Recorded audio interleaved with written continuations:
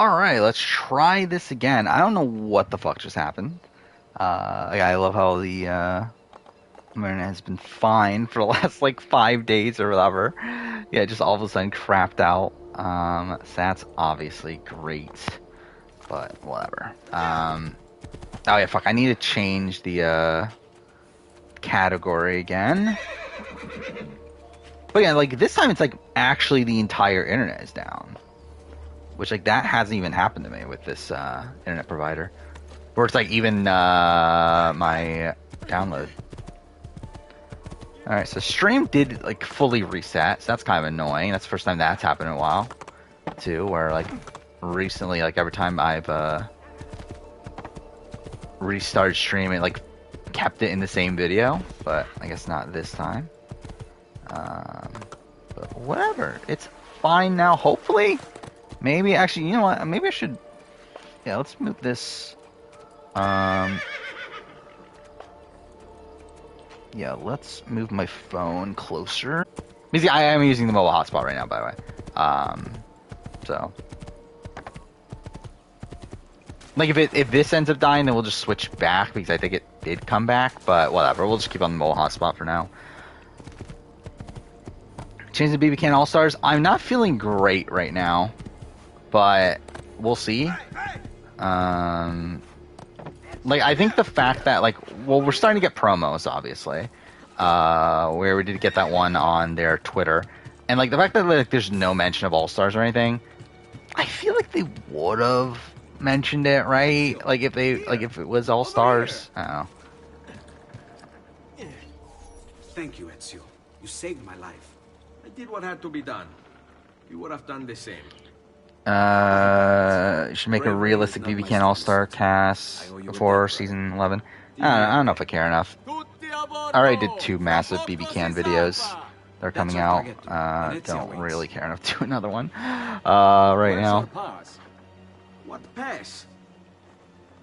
You don't have a pass? I think 41, 42, 43 seem to get along with each other because Nobody.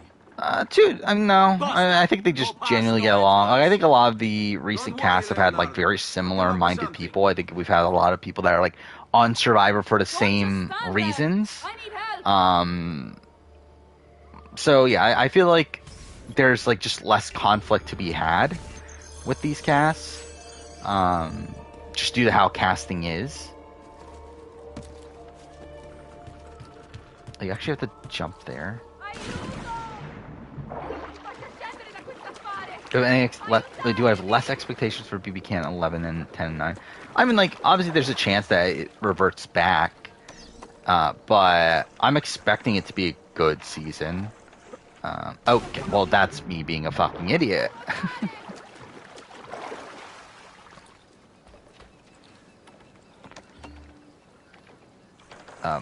Go? Thank you.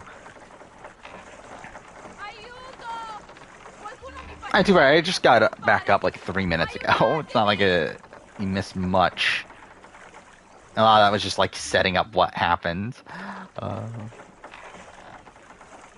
I did not hear about mass shooting.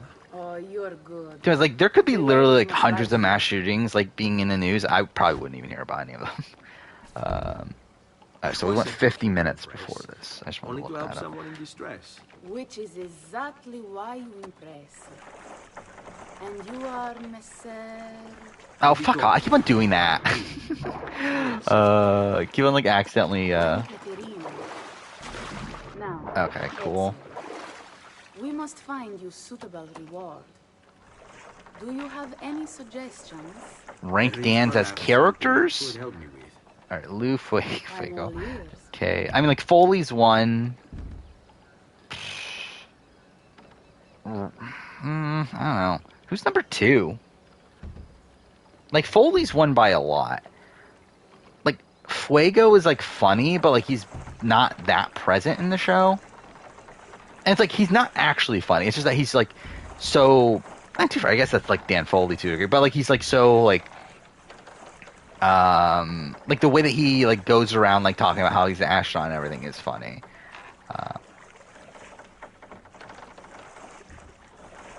Like what? And like Lembo was fun, but like he's like barely there. Maybe that's also a video. It's like top 10 character, like top 10 purple characters or something. Like how many confessions did Lembo get? Whatever you say, Signora.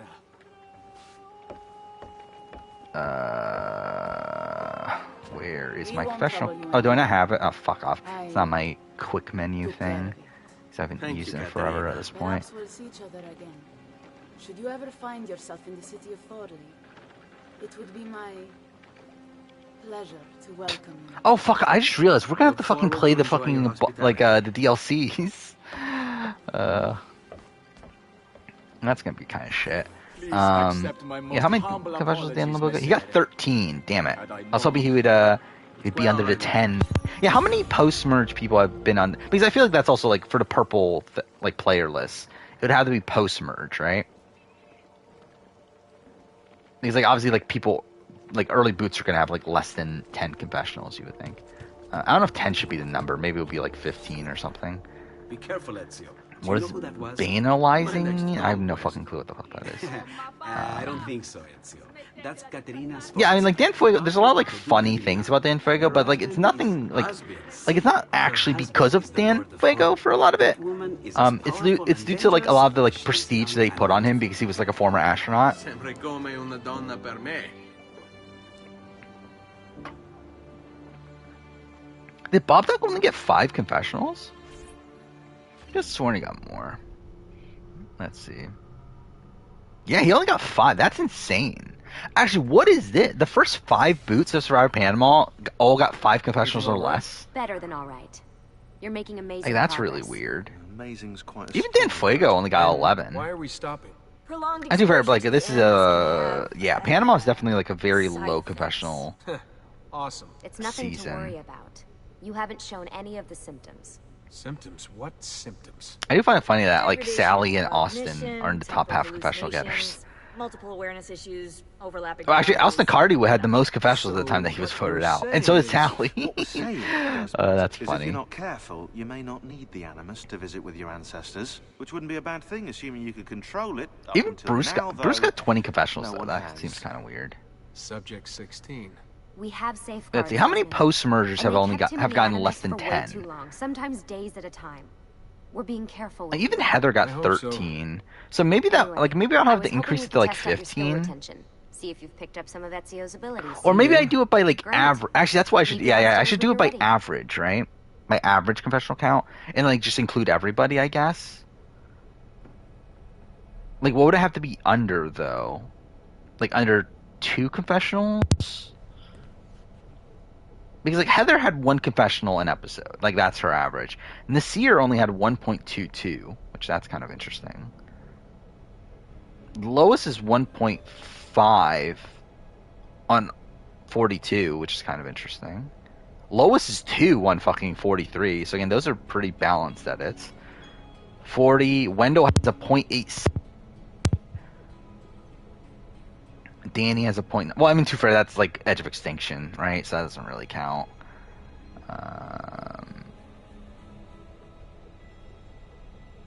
Let's see. Julia has a 0.77 from Edge of Extinction. Wow. But she has 10 confessionals. Yeah, I feel like I'll have to do it more than 10. I feel like I'll have to be like 15. Or, I mean, actually, no, just do the fucking average. Yeah, I think I'll do averages. That'll probably be what I do if I ever do that video. Be for a very long time, though. Actually, I don't know. That might be the next batch of videos, maybe. We'll see. Yeah, Zoe from Marquesas will be on there. Actually, yeah, let's do like top 10 purple characters and top 10 purple players. Let's do both of those. By the way, I'll probably next time I do like a scheduling session in terms of like scheduling next batch of videos, I'll probably end up doing a similar video to what I did last time. So that should be fun. Where I'll schedule really the rest of the year at that point, And then I'll probably look back at what I have So set what's up the for 20. plan? Oh, okay, that looked fucked. What I've set up for 2024, and then modify some things based on what I'm currently thinking I'm gonna do. Which that probably won't be for another few goes out there, months looking for us. still. They're better funded and better equipped. Yeah. it's By the only a way, what matter the of fuck time is going before on they with find us Lucy? in Like, this. why is she glitching out We all need to over be the ready place? for them when they do. But like, whenever I I want you to finish activate the editing the warehouse's current defense batch of system. videos, that's when that will I'll let be. you Which figure that out how to will. reach the sensors. I mean, like, I would say like Not even a hint? April, Open maybe. your eyes, Desmond. Like, how many videos do I have to edit? I have 27 videos to edit right now. Including in the Last of Us video, which can take forever. I got a lot of other bigger, like the Quantic Dream videos, which are going to take a while. To be fair, everything else shouldn't be that long. Like, everything else should be, like, pretty average. If not, there's even a couple short videos. Actually, I guess I can scroll through this. Let's see. So again, right now I'm editing the Loved One Visit video. I'm hoping to have that done tomorrow. Well, like, at least for the short term, this is what I'm planning. So I'm hoping to have the Loved One Visit done tomorrow. And then Tuesday and Wednesday, across those 2 days, which are gonna, like, got work and all that stuff, and also got, like, other shows to watch, stuff. Actually, we don't anymore. Actually, there's no circle anymore. So actually, is there anything going on? I guess there actually isn't anything going on early this week, is there? Next week's gonna be packed. I guess there's nothing this week. By the way, through those 2 days, I would like to get the Tomb Raider video done, Lucy? and then I'm gonna start the Do the BB4 hallucinations last retrospective. longer than 30 seconds? No. Then it's nothing to be worried about. It'll pass. But yeah. So that'll be the short-term plan. Where, like, after the BB4 retrospective is written and recorded, then it's just all in on editing these how am I videos. doing? And once those are edited, that's when I'll You've schedule picked next up every batch. single one of Ezio's skills. The adoption But yeah, like, program looking is through, like, the longer videos Another to day or two edit. and we'll be done. It's like, again, the Heavy Rain video, Beyond Two Souls, Detroit. Those are all going to be pretty long for video game videos. Oh, Genius. I still need to do the Genius video. That's going to be a big one. How long is that going to be? Oh, it's like... Oh my god, it's like 2 hours. It's going to be like... probably like an hour 45. Okay, yeah, that's going to be a big one.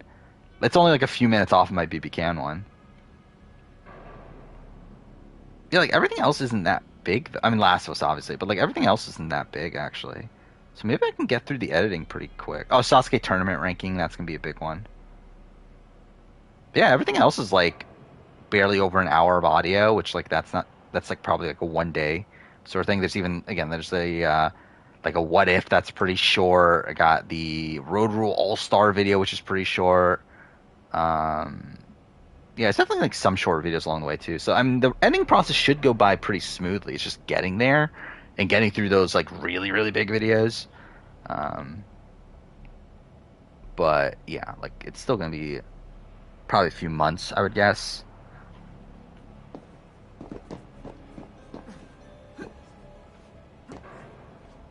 The BB Can player ranking, that's either the 4th or the 11th of February.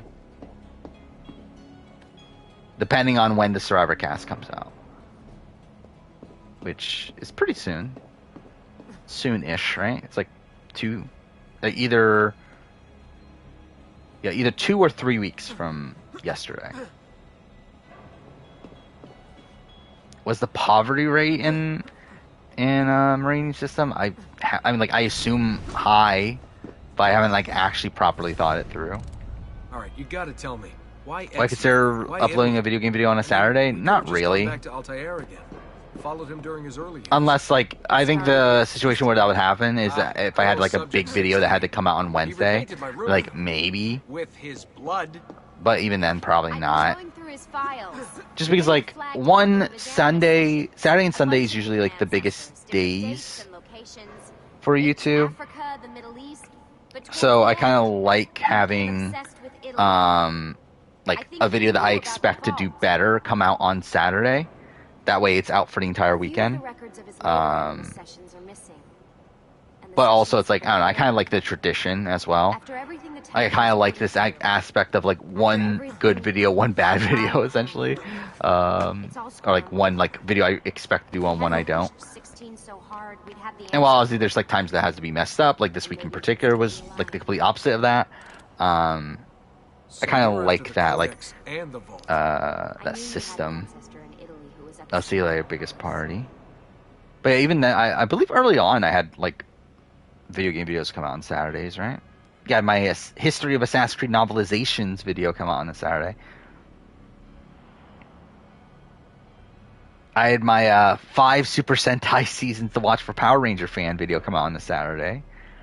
My Assassin's Creed Origins versus Odyssey video came out on Saturday. Wow, I had 3 videos in a row that were video games / like TV related, like regular like scripted TV. I'll be honest, like I kind of miss those days to a degree, where like I was just making like random, like the most random fucking videos. Whereas like now I kind of feel like, because like most of the like audience obviously comes from reality TV, I kind of feel this like obligation to make these reality TV videos.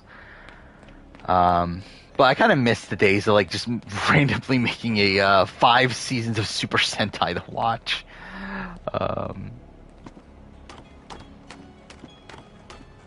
Most satisfying boot order? Probably not. Like maybe I'll like rank the boot order, like seasons by like their boot order or something.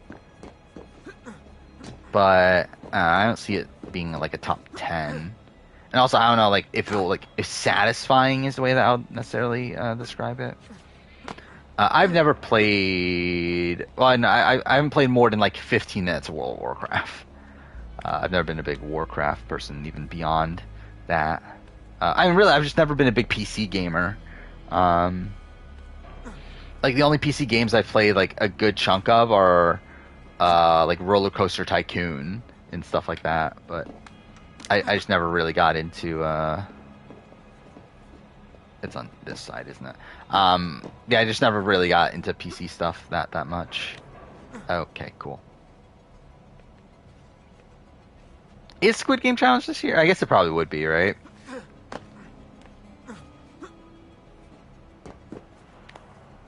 Yeah, actually, let's add that to the list for the sake of it. Just so that, like, in, like, this I don't, like, forget about it, I guess. If I can... Okay, I'm looking at the wrong thing.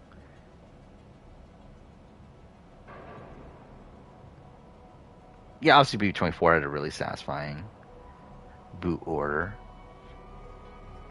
What was it again? Squid Game Challenge. So again, we're already at 25 shows. How many did I have for 2022 again? I kind of want to rewatch my 2022 video. Just because like I already like don't really remember that well. I had 23, so this would be more shows if I actually watched all these. I did not watch the new Scream trailer. Wait, where's the one I'm missing? Oh, there's one on the ground, right? I don't fucking remember anymore. Yeah, I love how I've played this game like possibly like 50 times or something. And, like I still like don't actually know where these things are. Do I have any mobile games that I play on my phone? No. Oh, there's the last one. I don't like. I don't really go anywhere. At least to the point where like I'm just like sitting around playing a mobile game. Was that not the last one? All right, Oh, I guess it think was. we're Okay, done for the cool. day. Should get some rest. So yeah, like I don't really play stuff on my What happened phone. to 16 I wasn't used to his play fault. like Angry You were just as Birds much and stuff like prisoner as that, I was. but Thanks. yeah, not Good anymore. night, Desmond. I'll probably play Immortality I'm glad you're here. because it's supposed to be one of the best games of the year, and that's on mobile. So that's fair. It's like a PC game also, but it's available on mobile, so that's probably how I'll play it. Even though I hear it's terrible on mobile, but we'll see.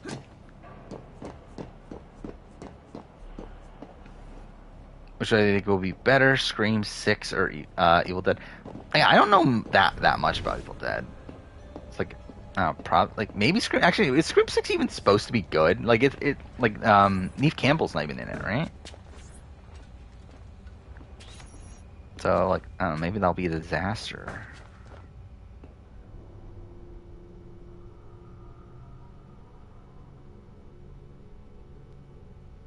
Oh yeah, I did see the Joe clip. Yeah. Yeah, it was good. Yeah, I wish we had more clips like that. What the hell? What is this? Jenna Ortega's in it. That's the one that played Wednesday, right? Acre. Altair. Steve John Final 2, like, How the hell? I think John, but I must have passed out. like, I think it comes down to jury philosophy at that point. Going without sleep. Like, would they be willing to vote for a person that was voted out of the game?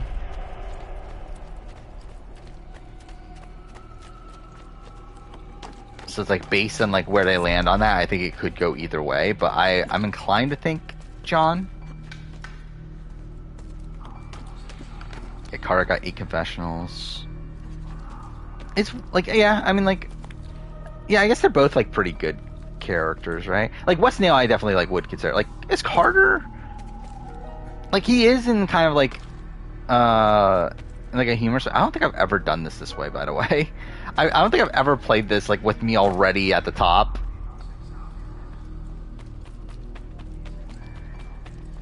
But yeah, Carter would probably make top 10.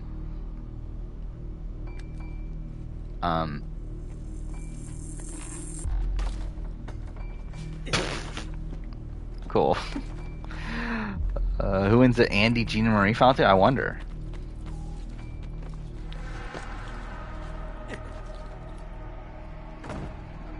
Do you mean Aaron? Yeah, it probably would be Aaron.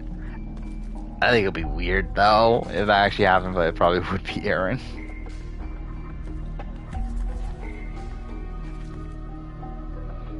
Just imagine, fucking, Candace having to vote for one of those two.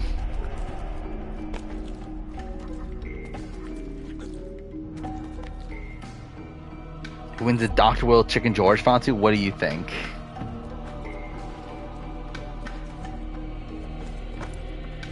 Yeah, I did find it was a funny moment, and like the scramble and everything, where like Carter's just like telling him that, yeah, I thought it was supposed to be you.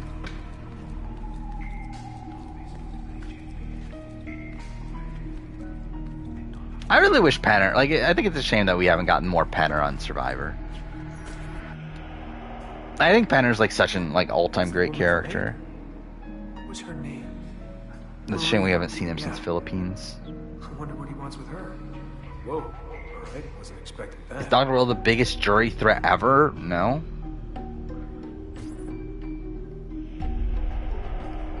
Who's the Big Brother person that like beats everybody there? Like that they would face off against. Is there a person in Big Brother like that? And like would get like almost every jury vote.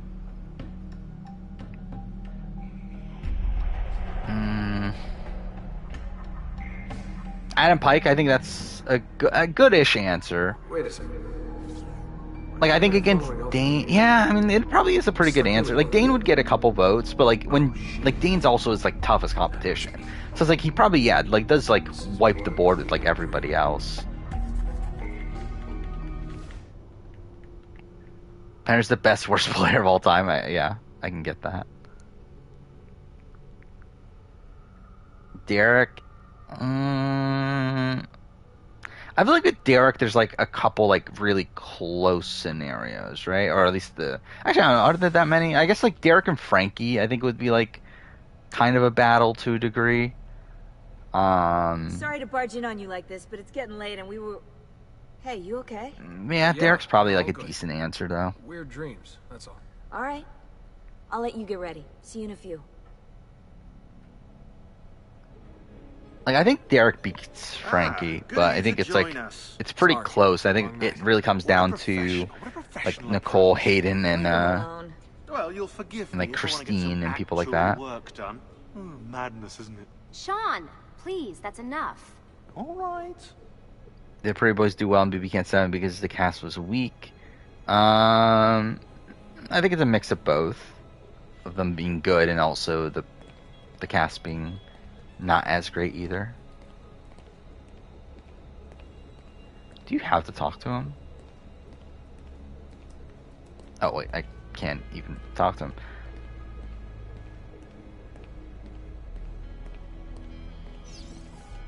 Whatever.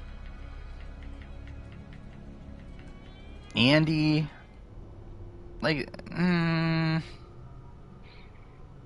yeah. I mean, Andy's a good one. Yeah,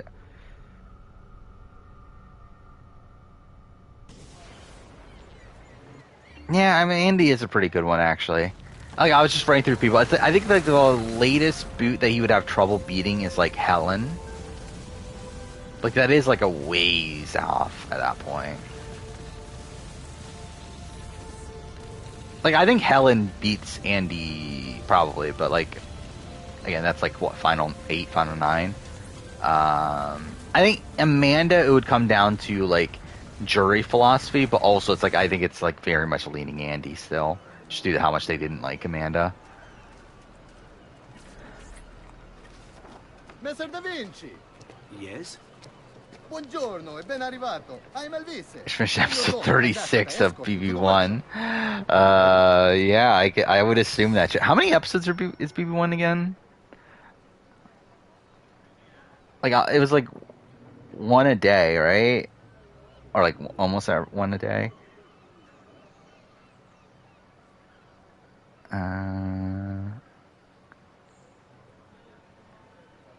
Let's see. Why is the Big Brother like wiki?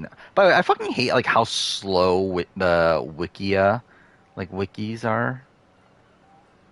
Like every single time I go to one of them, it's just like it just slows down my computer for some reason.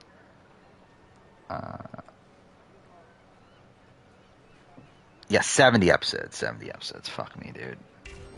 Yeah, so you're like barely halfway. That's so depressing. As stable, as perfect. Frank is unbeatable. Probably. I will show you her wonders. If Frank wins out, yeah. First stop. The thing is, I think the issue though with that, like he's unbeatable probably, but like I think he definitely has some people that don't vote for him. Let us continue. Here we are, San Giacomo di Rialto. Oldest church Though I guess in like Venezia. Kim Spradlin has that in Survivor, where it's like she beats everybody, but like there's still like I don't think there's ever a situation where she wins unanimously though. Come. Like I wonder if there is that person on Big Brother, but I don't think there is, right? I think everyone like probably would like not get No other some of those city here can and match there. the size of Venezia's market. Because like it's such like a Spices like or silk from near difficult and thing to far. do. There is. What's more impressive, Kevin's BB10 game or Andy's BB15?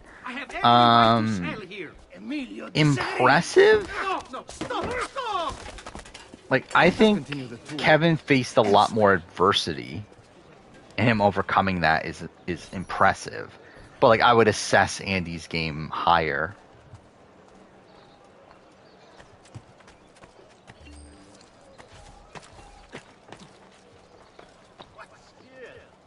Where like Kevin and Andy like play like have some similarities in their game, but it's like Andy's like in a position where like he's never Look, isn't it amazing? on the bottom. Would you mind buying it for me? I left my money. Where with like my Kevin parents. has to play at spots where he is from on the bottom. Hey, Some that do too is like own like kind of messy play at points and like sometimes not, but like I would say like I would definitely like assess Andy's game higher, but again like the fact that Kevin was able to recover over and over and over again is pretty impressive.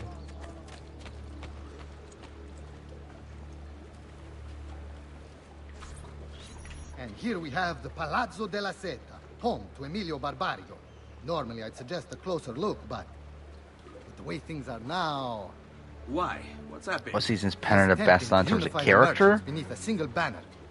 Cook Some Islands, resistance, maybe? Some of it violent. Actually, by the way, I want to test my original They internet. say they're fighting See for what's the going people, on with that right for now. freedom or some such nonsense. Bajanate, if you ask me. So stupid. He literally says such or some such nonsense. Nonsense. If you don't, it's like what? Like, he just says nonsense twice. The Doge will know about this. I'll report Yeah, it looks like my actual internet is back, Luck with that, my friend. but I actually like What are you don't doing? really care, do You're I? under Switch arrest it back. for disrupting commerce. What? You just No, it's invented actually still that. pretty slow, There's so no whatever. such law. There is now. No. Oh no, upload's like perfectly fine. What the fuck? Like I literally have 20 download, but still like 12 uploads. So it's like okay. But yeah, we'll just keep with the mobile hotspot since I'm already on that now. I don't really care enough to stop stream just to switch it back. And now, I present to you your workshop, Sir Da Vinci. We spared no expense in its Tori and design. Issa returned to the Challenge podcast to interview Amber. That's really random. Aren't they like anti-Amber? I wish you great success and hope you enjoy. Kind of your weird they lesson as came much back as to she interview enjoys Amber. having you.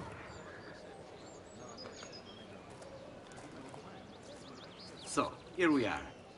Exciting, isn't it? Here I to don't think I meet- ever mentioned this. It Not may that it be fucking late. matters. And if But you visit the Palazzo della I Seta, did end up for some reason buying Survivor but should you find on yourself in DS free time, or another um, codex page, the other day. Don't hesitate to visit. My door is Like the always DS game Grazie, my Survivor, like essentially the Wii, like the DS version of the Wii Survivor game I already had. So that's something.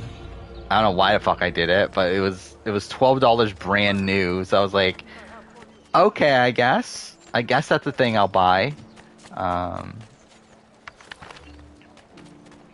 I thought it was I would like an ideal world. I would like to do this like big like video on like every reality TV based video game.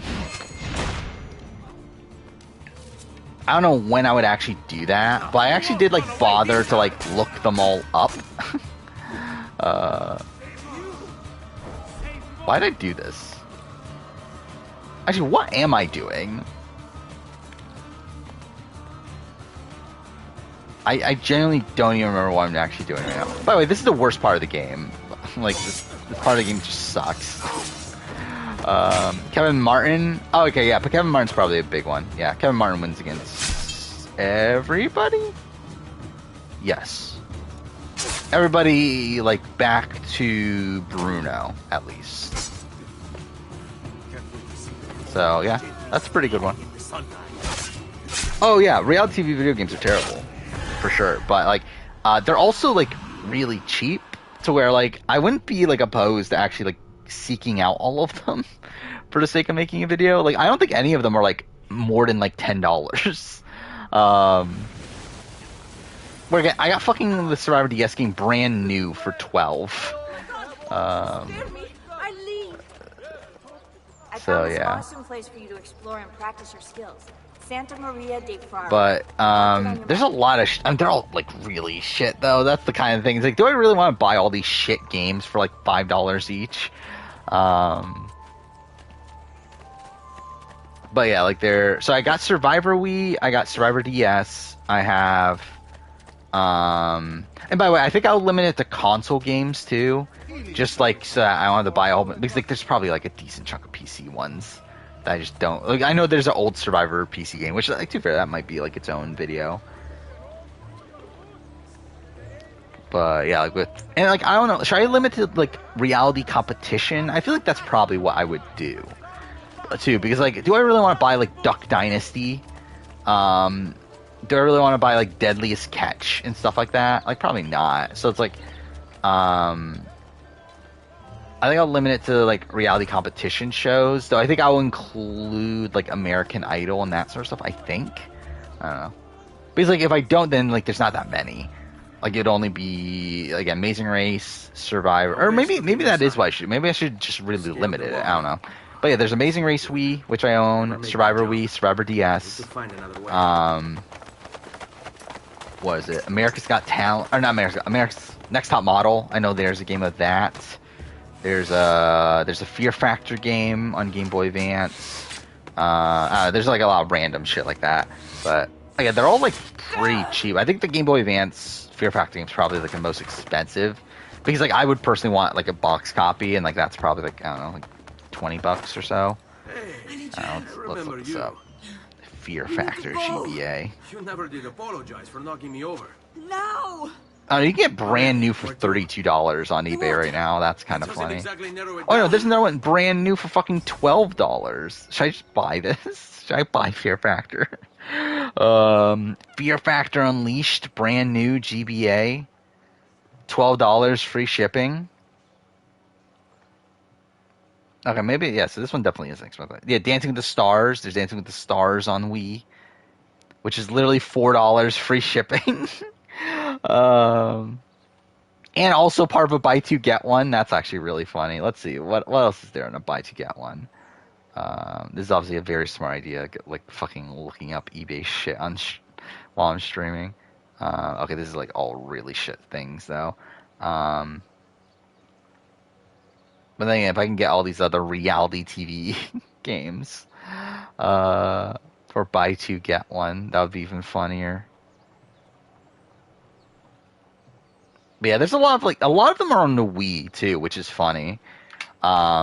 It's like that was like just like a really weird time in video game history where like just everything was getting a game. Okay, cool, they broke my armor. But like just everything was getting a game, and like everything was on the Wii. How's Survivor DS game? I believe it's terrible. I haven't played it for myself yet. I don't even have it yet. It hasn't arrived yet, but. If the Survivor Wii game's any inclination, it's gonna be bad. Not that I've played the Survivor Wii game either, but I've seen like gameplay of it and everything. Yeah, the problem with the Let's Play stuff is that I don't have a capture card or anything to record like footage of Wii games and stuff. Game? Thank you.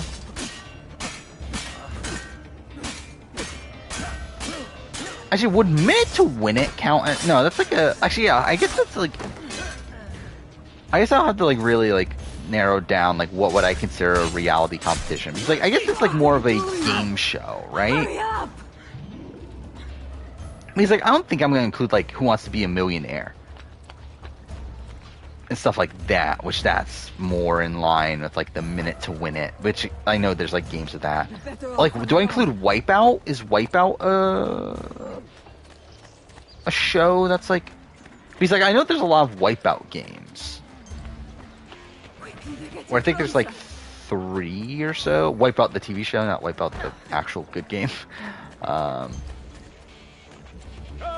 But yeah, I'm not going to include Roblox though. Like that's not even because like that's more of like people making a game within something else more than like an actual official licensed product, which is like the point of the actual video.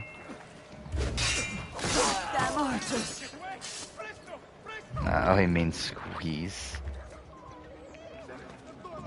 Oh, Cowboys lost. Yeah, it's all Danny McRae's fault. Should have been there. Wait, what was she? Did she go in the opposite direction she was going before? Sarah Brittany final two? Probably Sarah.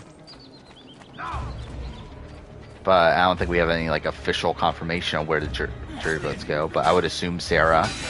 Considering I think Sarah is just in general more respected by that cast.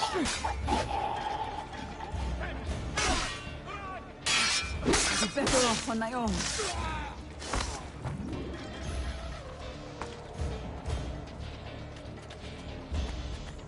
Yeah, it's like I know this is like a Project Runway game. That's also a thing. I forgot. Again, like I did the research and like looking up these, but I don't remember them anymore. Okay, what the fuck is going on? Like the camera just spazzed out there.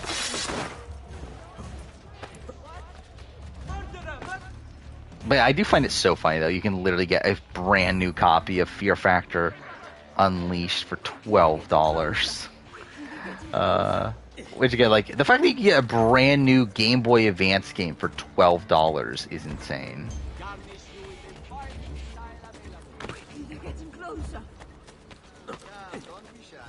Actually, I guess, do I include American Gladiators? I didn't even think about that until just now. Would that count?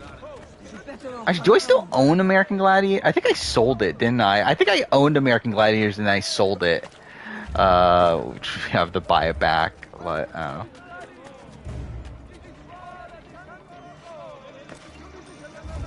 I don't even think Bryce showed up today, right? I don't think Bryce has been here yet, if at all. Which, yeah, that's a travesty. Hayden, Sierra, Monica, Hayden. I think Hayden probably beats anybody. What do you think? In Blood vs. Water. Wait, where'd she go? Oh, here. I just did not see her at all.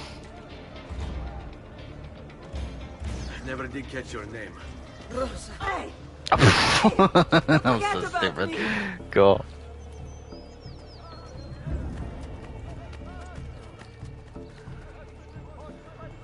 Now, is that a thing that Peridium and Idled Out would do? Is talk about the reality TV video games? And, like, even if they do, I don't really care.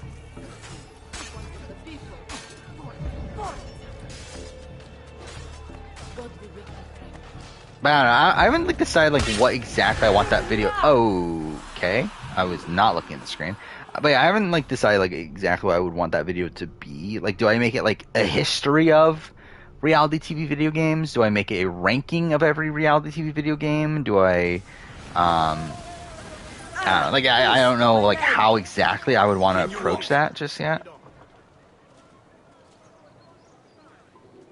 Never did catch your name. Rosa. I think Survivor All Stars has the worst boot order of all time. I think it's certainly bad. I don't know if it's the worst. Or I think worse would have been if Jenna Lewis and Tom got the final two. Where I think at least with this it's Rob and Amber, which is this really satisfying storyline for a season. Now what is it? Probably I don't know, is Game Changers? I don't know, probably not. It's bad though. Now, what would actually be the worst? Hugo! What's this? Rosa's been wounded. Pass out here. Maybe it would be OG All Stars just for sake of that. Ghost Island ship, but again, at least you have Dom and Wendell at the end. But yeah, I mean, it is a pretty bad one where a lot of the more questionable casting choices make it far. I'll deal with the guards.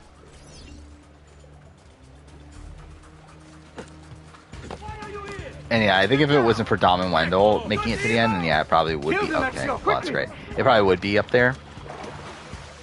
I did not watch Taylor Armstrong's thing about the traders. I'm really far behind on a lot of things right now. Where I still haven't listened to a lot of podcasts that I've been wanting to listen to. Mainly because I've been listening to so many podcasts about The Last of Us. That I've kind of stopped listening to podcasts about anything but The Last of Us. But also, yeah, I haven't watched a lot of live streams recently outside of Anthony Caliber.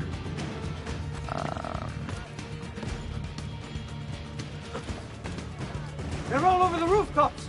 Do something quickly. I haven't watched the Goose Goose Duck streams in a bit. To where I'm probably over a month behind at this point. If I ever do bother to catch up. Cool. I believe Terran hasn't been on a lot of the recent ones though, right? Where just for some reason Puya's not been putting them on, which okay, I guess. All the pre-mergers, I assume. Of Ghost Island are memorable. Yeah. I think the crop of people there is really, really strong. That's why Ghost Island has one of the best pre-mergers. God, please, don't do this, please. I really hate this. This entire section of the game just sucks, dude. Again, eventually I want to do this like really, really big retrospective for this game. Oh, fuck off. And it's like, it's just gonna be me shitting on this section of the game for a lot of it. Especially considering this is like, this chapter of the game is, this sequence is like literally the longest sequence in the entire game. And it's like, it's so pointless.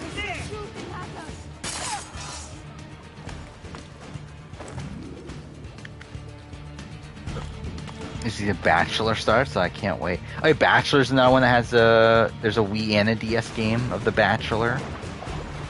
So obviously I would need to buy that. See, the problem with this video too, like this is kind of the issue, is that a lot of the shows that have video games are shows that I don't watch, which I think kind of like nullifies like my excitement for making the video.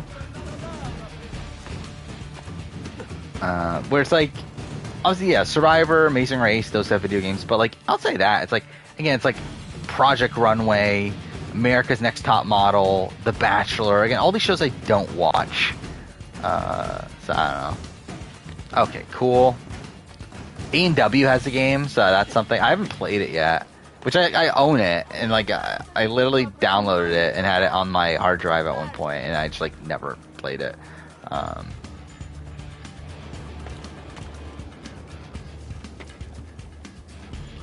Better on a second chance, Brennan Shapiro or Lindsay? Probably Brennan. I don't know, Brennan is like one that like I think can easily make the merge. But I don't know how much confidence I would have in to win the game. Where I think he's like the type of guy that's probably still going to be looked at as a threat. Like where like I think Lindsay's probably more likely to get to the end. If she can get a good run.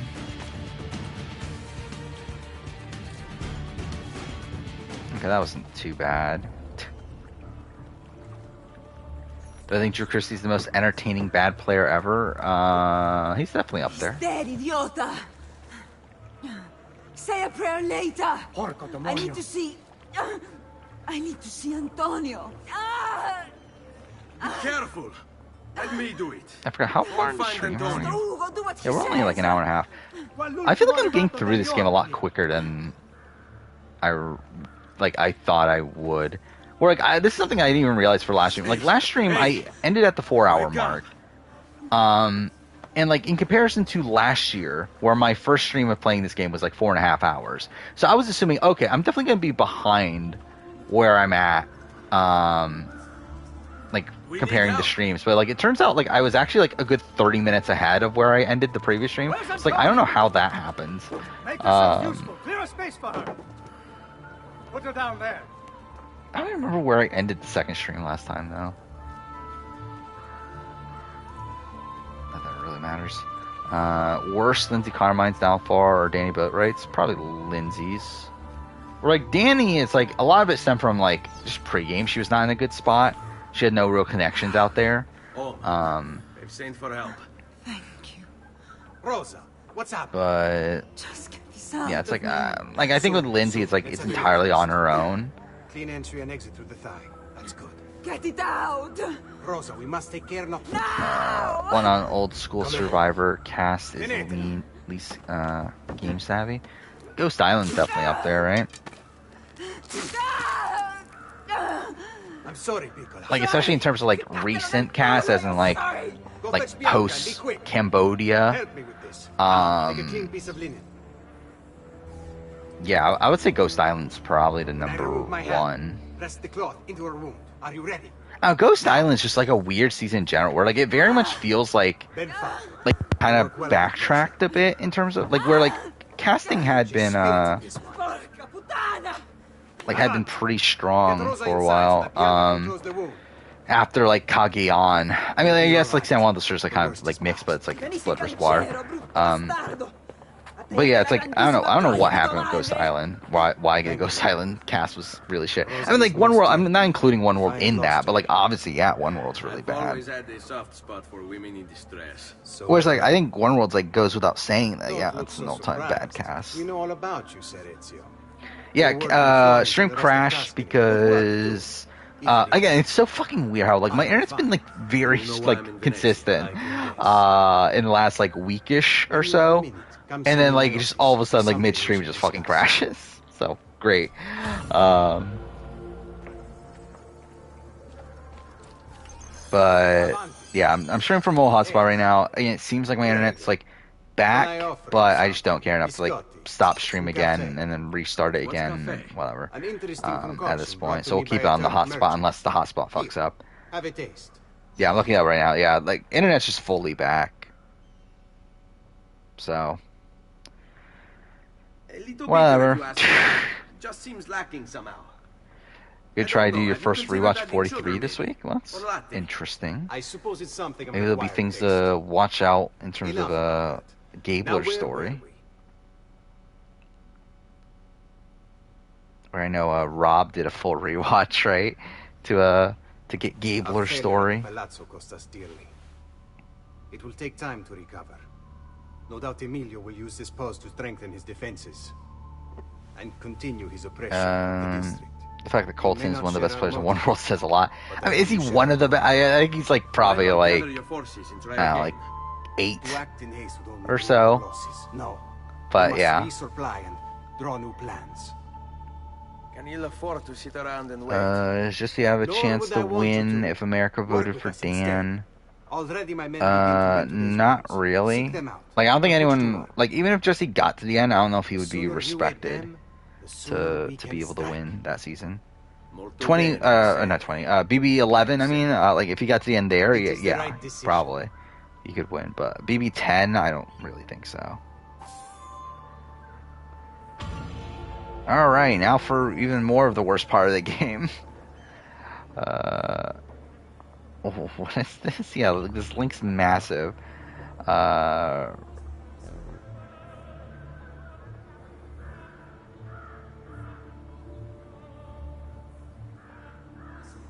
Let's see. Trish star Kieran Thompson speaks out over cheating claims.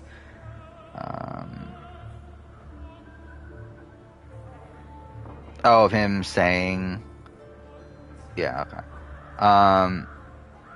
Yeah. By the way, so that was something I looked out for in the because I kind of forgot if that was a rule or not. But yeah, it is a rule that you can't I was hoping you might rat out your I fellow want your trader, advice right? on something. Of course. But obviously, it's like No again, the trouble. enforcing of that is like kind of weird. Where it's like obviously, like Kieran doesn't say, "Hey, Wilf is a traitor," Is it? but Yes. he And we cannot strike does until imply it. They're still somewhere in this district, keeping so. tabs on us and reporting back to Emilio. Not I for actually think it's a much very longer. like wonky rule to truly enforce. Especially considering like they're out of the game anyway, so it's like I guess you can like threaten them, and like there's no stipend, right? So it's not even like they're getting money anyway. Like it's like what are you gonna do? like what can you really do to them?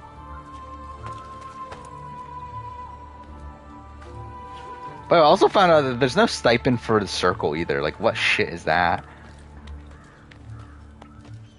But I guess it's like it's like I guess like they are paying for food and everything, and like paying for like you living there for like a few weeks, and you get a free flight to UK and all that stuff. But it's like also it's like kind of shit. They don't even fucking pay you unless you win.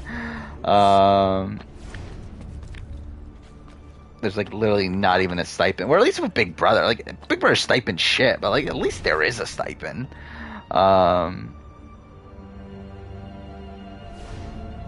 Where it's like there's literally nothing for fucking Circle.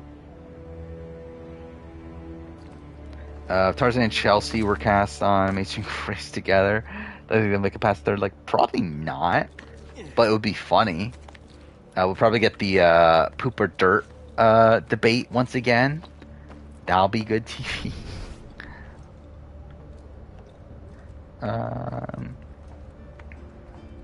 Where are these people? Oh, they're on the ship. I'm a fucking idiot. Am I gonna die? Okay, no, I'm good. I'm good. What's the poop or dirt debate? I mean, watch Survivor One World. It's probably one of the only good moments of the entire season. Tarzan is like a massive highlight of the season in my eyes. Like the season is shit, but like Tarzan's at least a good character. Where do you think you're going? Oh, wait, he died? Oh, the target died? That's kind of stupid. Okay.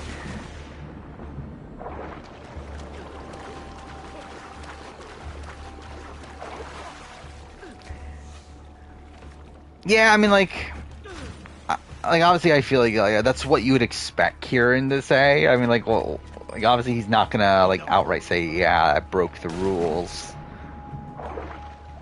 But yeah, he kind of did. I don't know. He didn't. Like, it is like, again, like I just think it's a very wonky rule to begin with.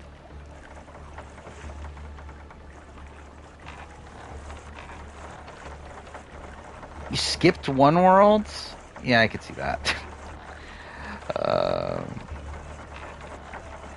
Yeah, the poop or dirt debate is that Tarzan had on his underwear, he did have a brown mark on it, and wanted to wash his clothes with Chelsea's clothes.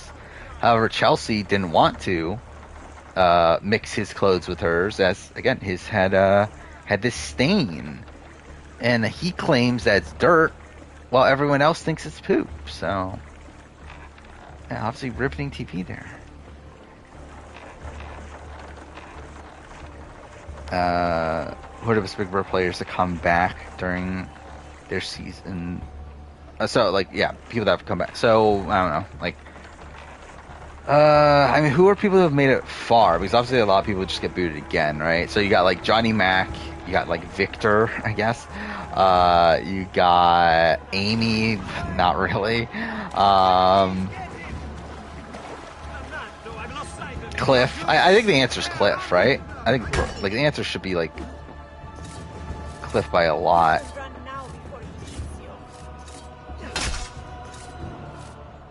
Yeah, I think the answer's, like, in terms of, like, how they played after they came back, I think the answer's Cliff. In terms of, like, player as a whole, then, yeah, like, Nicole Franzel, probably, and then, probably, like, Judd? Maybe? Then Cliff? Then Johnny Mac? Tarzan had to teach Tarzan, how to use Zoom. Oh, yeah, I forgot they did do that, didn't they? They did do a One World reunion. Yeah, what a weird time. It's so weird that COVID was started 3 years ago now. And like during quarantine and everything, like we had all these like weird like reality TV reunions for some reason. Like, what a weird time that was.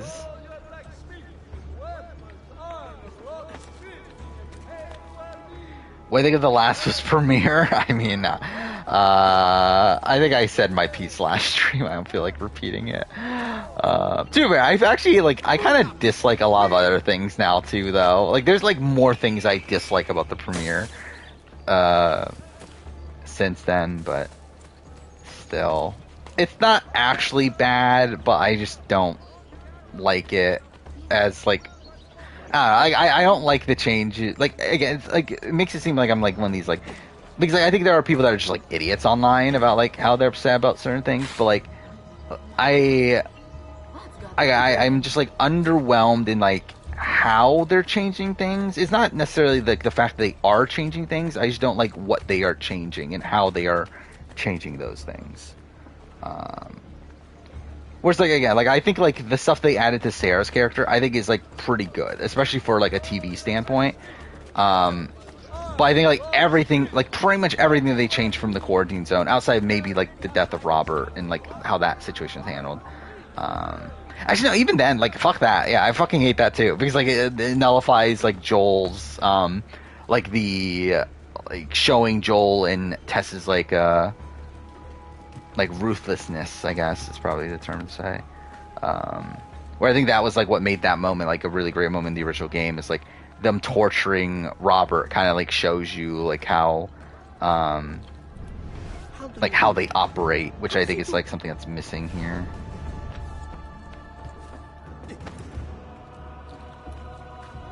Yeah, make a prequel just for fucking Sarah.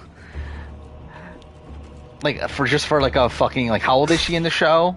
Like 14? Like just make a prequel for this like 14-year-old kid that probably has like nothing to actually do in the show.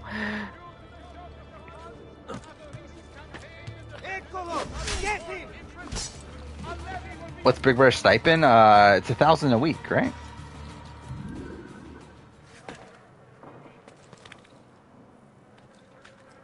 And Big Brother US, I should clarify. Actually, I forgot. Does BP Can have a stipend? I don't even remember anymore. I think it does, right? But it's like ridiculously small.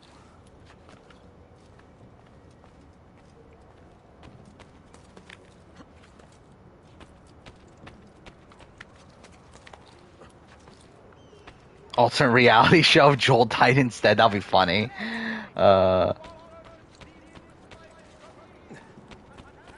Dude, I wouldn't actually be opposed to that as like just like a one-off sort of show, maybe like a mini series sort of thing, and obviously like not actually try to mimic The Last of Us, but more so just be its own like what if story. I think that would actually be kind of interesting.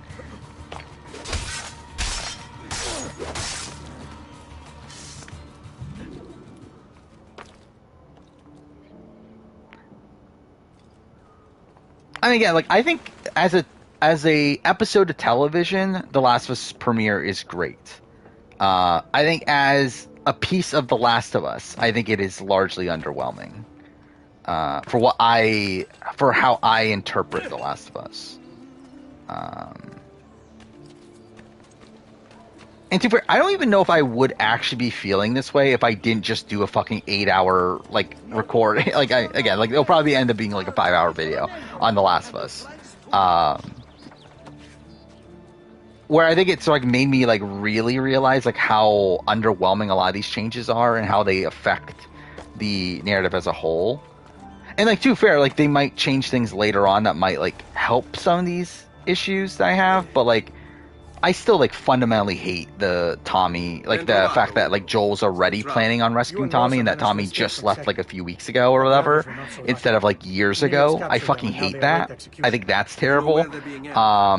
I don't like the fact that we are seeing a lot more of like these scenes without Joel. I feel like that takes away from like how personal of a story this is for Joel and Ellie. The fact that we are getting this random fucking scene of like Tess getting interrogated by Robert that supposedly took place right before the events of the main game.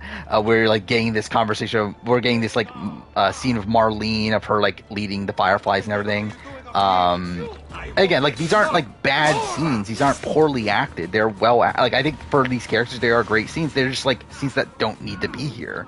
They don't need to be in The Last of Us. Like I feel like I feel like the show is very much like all show and no like I feel like there's no level of subtlety to the show. I think that's even more exemplifying like the ending of the episode where like we literally get the moment of like Joel. Again, I love how I'm going the fucking rant about The Last of Us again, but we get the moment of like Joel defending Ellie, and they have to literally flash back to the fucking Sarah death scenes. Like I get it.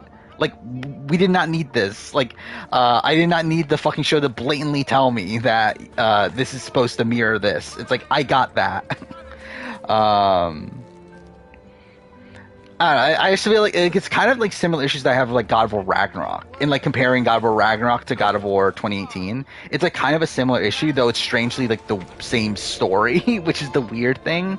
It's like the same story, but like watered down is the way that I kind of look at the Last of Us TV show. How high is Leaf on a one-world player? Very low. Like probably like hovering around 14. But all he really wants is control. Your crimes cannot continue. Saying now 2 million South African. I mean, like, it's not actually that, though, right? Like, it's just, like, it's 2 million rand, but, like, normal thing, like, you're not going to go to a store and see, like, things for 1 rand or anything. Like, so it's not really, like, an equal, like, measure of currency there. Yeah, that's what I'm saying. Like, I think, like, again, like, it's just, I think it's difficult to improve upon The Last of Us. Where, like, for me, The Last of Us is just such a perfect story, especially, like, from a story being told in the video game medium. And I think it perfectly suits, the video game medium to where, like, I think it allows you to emotionally connect to these characters a lot more. And I just think that like with the show, it's like they kind of have to do things to kind of like I don't know, like I like make you like add things like the Sarah stuff early on to make you connect more to the character Sarah, because like you aren't feeling this like connection to Sarah as playing her early on. And I think that stuff played out well, but I don't think it is playing out as well for the stuff that happens after that.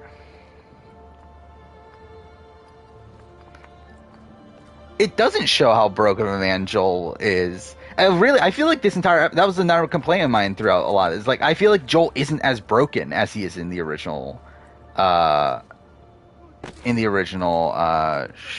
game.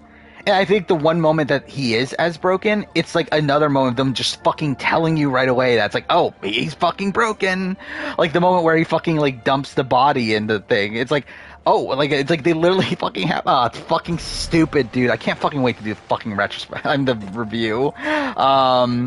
Like the moment of him literally holding the fucking body like Sarah, and then just fucking throwing it into flames. That's fucking stupid too. Let's go. Oh my god, dude! I think I genuinely just actually hate this show the more I fucking talk about it. Oh my god, dude! I don't know. I feel like I'm gonna come out of this like really hating it. I don't know, like because like it's weird because it's like it's not actually bad, but it's like I can't stop but comparing it to the original show or to the original game. And I think through that kind of makes it feel bad, and yeah, I think it's a lot of the way I look at God of War Ragnarok. Whereas like God of War Ragnarok's not actually bad. It's just like bad in comparison to the masterpiece that is God of War 2018.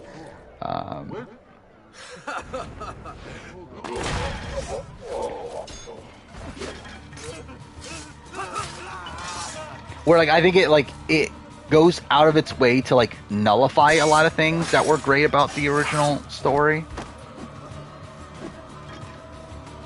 Or like I think like another thing, like the show just so fucking blatantly tells you that that Ellie's immune, like for most of the episode. Where like in the game that's never mentioned until the moment where it's actually revealed, and through that we get this like really underwhelming reveal of her being actually immune, to where like the show just like shoves it under the rug as if it's like not that important or whatever. Like we literally get it in like the last like 30 seconds of the actual episode.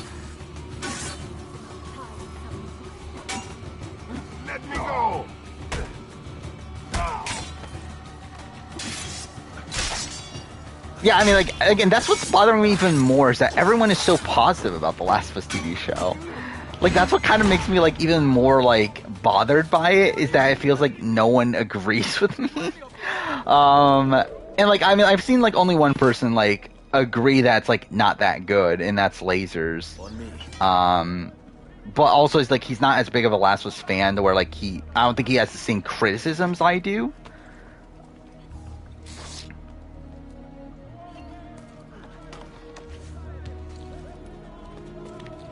Yeah, Persona 5 anime. I'll watch that. So I did want to do a video on that at some point. I actually think like Horizon. I think is like Horizon God of. Actually, no. I think Horizon is probably one that I could see being made into a show and it being fine. God of War, I think, will be weird.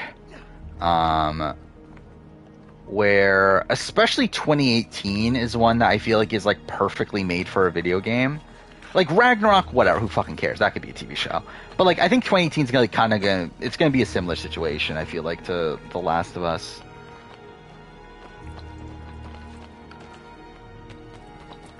Actually, I wonder what my notes. Actually, I want to look this up. What are my notes for Last of Us? Because like this was obviously like just notes I took while watching the show. I probably have like things that I would want to add now, but I have 3 pages of notes, by the way, or 2 pages.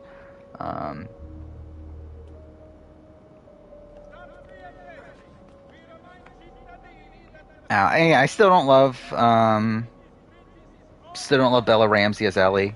Again, not for reasons that other people have. Like, doesn't look like Ellie. I really don't care. It's the fact that I just don't feel like the portrayal, like the cadence is, I don't know. It's like I feel like Ellie is like a lot more cold in the show. And also, that's another thing that like, kind of bothers me too, is that like we have like Craig Mazin really propping up of like how like there's this like the moment where Joel beats up the guy or whatever, and then like Ellie is like happy in the background, like kind of like she's like thinks it's cool and everything. It's like that's also very like not Ellie, is it? Like ever like oh, fucking like I feel like it's so fucking weird how people fucking love this version of Ellie. Where it's like it's really just not Ellie. Like even though everyone keeps on saying it's Ellie, it's not. Like it's really like complete like it's a complete radical like radically different portrayal of Ellie. Where again Ellie is like this is supposed to be this like light in the darkness, and I feel like that's not what this Ellie is. This Ellie is like just another fucking kid that grew up in the zombie apocalypse. Which again, this makes more logical sense, but I think from a thematic standpoint, it's extremely underwhelming. Like it makes logical sense that yeah, Ellie would be this like very like cold, like depressed kid and everything. But like Ellie as a character is one that isn't that. Like she's supposed to be this like special kid within the apocalypse. Like we see her even in the moment where she talks to Sam. Like she like still has this like front of her trying to be this like very optimistic, like fun-loving kid, and then she eventually drops the facade. But it's like she still is like she has this facade that she like that she plays up that like it just isn't there here. I don't care about the spores thing personally.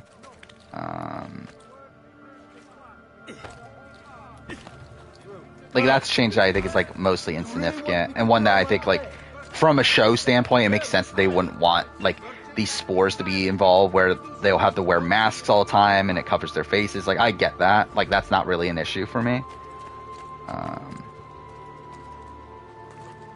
Oh fuck off. That's just me being an idiot. Angela from Ghost Science 17th on a player ranking even though she came fourth. Would she be 17th? She would be very low. I don't know, 17 seems very low, but maybe.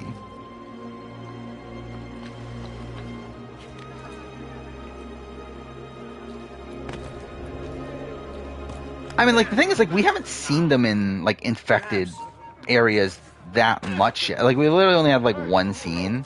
I mean, like, I haven't watched episode 2, so I guess that's a thing. So maybe I'll feel that way after episode 2. But I feel like within the course of episode 1, I felt like it was fine.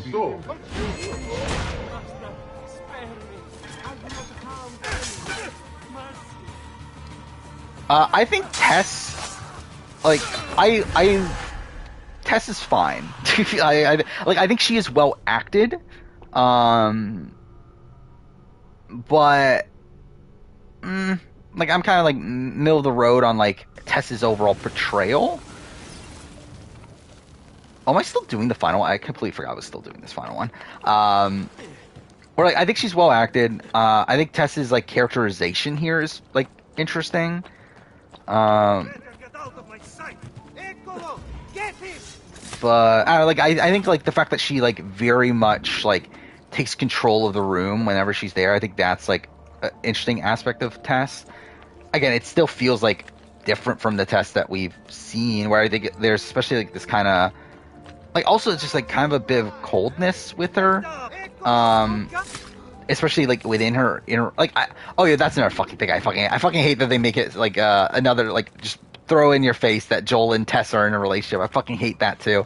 But I think Tess is fine. Like I think her like I don't love the changes that they've made to like have her in her own individual scenes and everything. But like in terms of her overall portrayal, it's fine. It's good. Like I think she's well acted. I just don't like know if I love the direction necessarily. And the same thing goes with like Marlene too. Like obviously it's the same actress, but I think Marlene's well acted. Like she has like good scenes, but I don't know if those scenes needed to be there. also, I fucking hate the changes they made to fucking Marlene and Ellie's relationship, where like they don't even know each other at the beginning of this episode.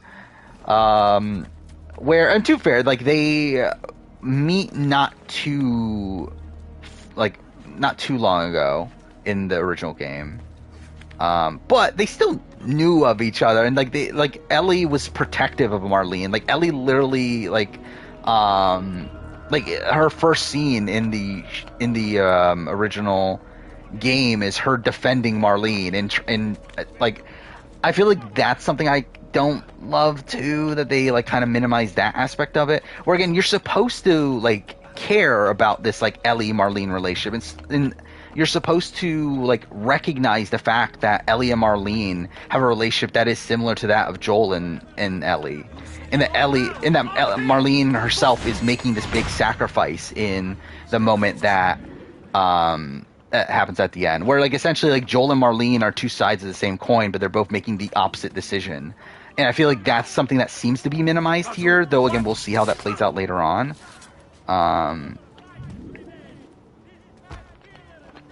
Yeah, it's like the relationship doesn't make much sense here, and like it's always been like very wonky. Like I always felt like the Ellie Marlene relationship's always been kind of weird, even in the game. Where like actually not even in the game, it's not in the game, because in the game I think it's fine. I think the stuff that happened after the game is like what makes it kind of more fucked. Where like in the game, like it's implied that okay, yeah, they're close, they know each other, but then like we find out in like Left Behind, and then later in the American Dreams comic, that they've only known each other for like a month, maybe a few months. Where it's like it isn't until the American Dreams comic that they first meet, and that's like it's in that Ellie finds out that Marlene is like her mother's friend, and that she was the one that dropped her off at the orphanage and all that stuff.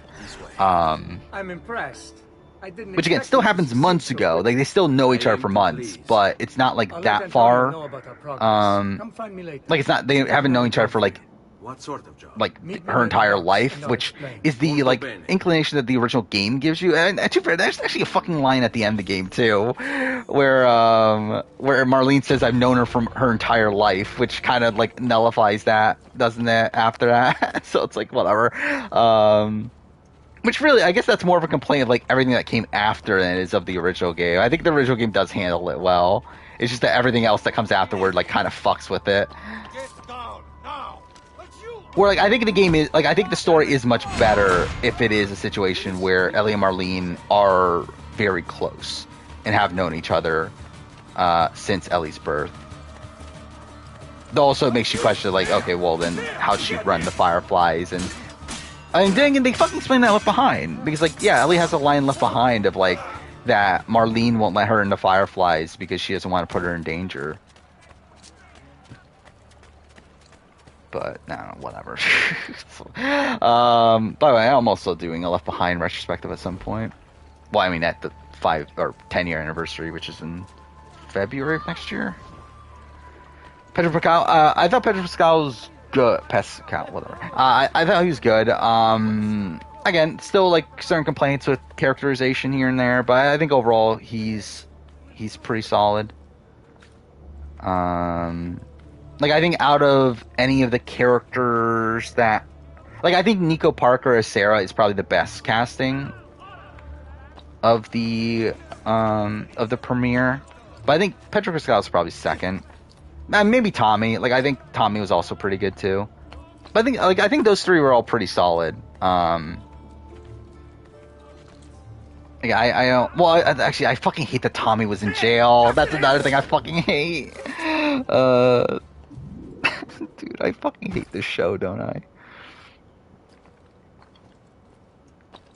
It's like, I feel like every single time, like, I like, when I'm not thinking about it, I'm like, okay, it was good, but I just, like, didn't like certain little things. And then, like, I actually think about the episode, and I realize that, okay, there's actually a lot of things I don't like.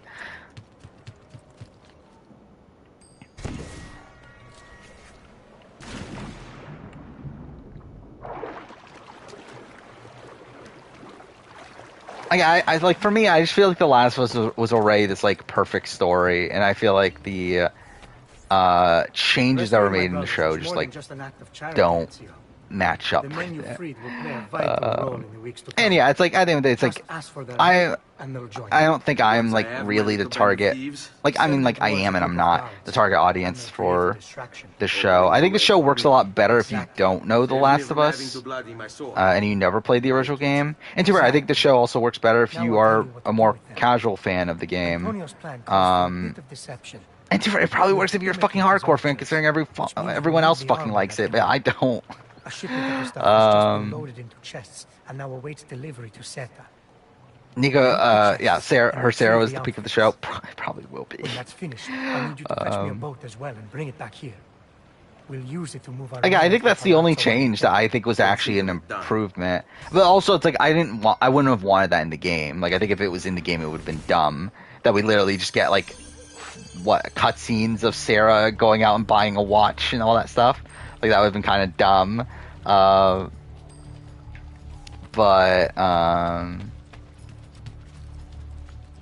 But yeah, it's like I think like as a TV show and everything, I think that was the addition that was pretty solid. And, like I'm actually surprised at like how much Nico Parker like actually like sounded like Sarah, which like I think like it was super. I don't really care that much about that. Again, kind of the thing with like Ellie not looking like Ellie. It's like I don't really care that much. But like Nico Parker like actually sounded like Sarah, like Hannah Hayes, for a lot of points in that. And same thing with like I think Tommy, like Gabriel Luna, sound like Tommy too. Like I think Pedro Pascal's Joel's like it's a bit off. Like it doesn't really sound the same, but it's also like not really that big of an issue.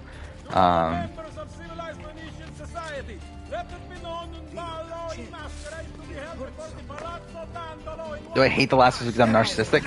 I mean, like, I fucking love the original game.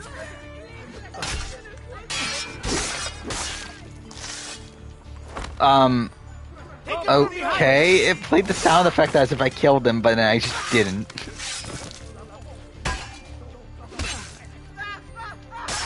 Wouldn't mind them adding a Sarah DLC. What would they even do with a Sarah DLC, though? It's like, what gameplay is there to have? Like, again, I think, like, that's a perfect... Like, the Sarah stuff is, like, a perfect stuff that's, like, it's great for TV.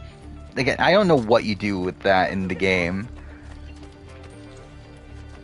Like, are we really just gonna play as Sarah? She just, like, walks around town buying a watch and, I guess she rode a bus, right? But I don't know, whatever.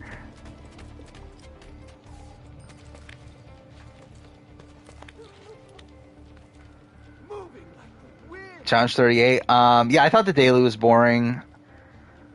Yeah, overall episode was just kind of boring too. I do find it funny that like this season's like kind of turning into like this emotional journey for Nani.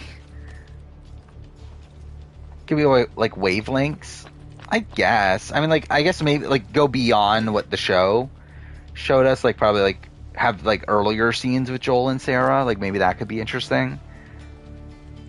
But also, I don't think it's like really necessary either.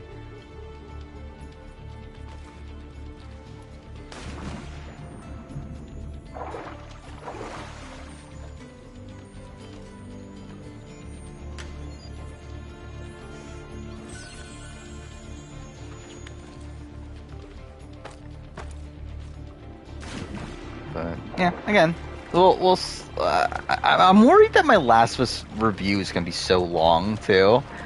Like I'm worried that like I'm gonna end up actually like doing like a deep dive into why I don't like a lot of these changes.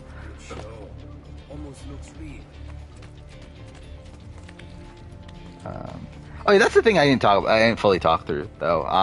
But yeah, like the reason why I hate the Tommy, like the changes that were made to Tommy, is because it completely like takes away from how broken Joel is. To where like, why does Joel care about fucking finding Tommy in Wyoming?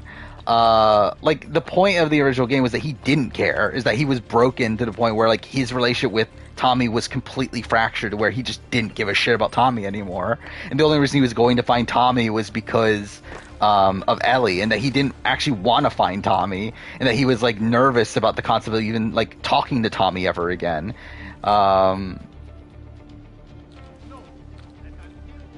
Which I think all this like completely nullifies all that, and the fact that like supposedly Tommy only left like a few months ago or a few weeks ago, and that he and that like Joel actually still is like cares about Tommy and wants to find him and everything. Okay, I'm actually gonna die here. Do I just let myself die? I actually wouldn't be opposed to that. Oh, I actually just pushed the wrong button, so that's cool. Cool, great. Thoughts of Swaggy drama? I think it's dumb. As in, like, I think he's dumb, but then also, it's like kind of funny in a way that, like, again, like he only cared about, like, it's like once people said that, like, you're not actually rich, that's when he was like really had a problem with it. But it's not the fact that people were calling him homophobic.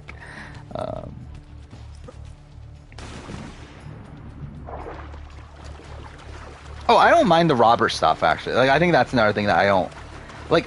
I don't mind minimizing Robert's role, and I don't mind like just rushing to like. I don't mind like having Robert having attacked the Firefly base and everything. Like, I don't mind like that stuff. Actually, did he even attack that? I don't even remember anymore. But I don't mind him dying at the Firefly base and like just like really consolidating all those things.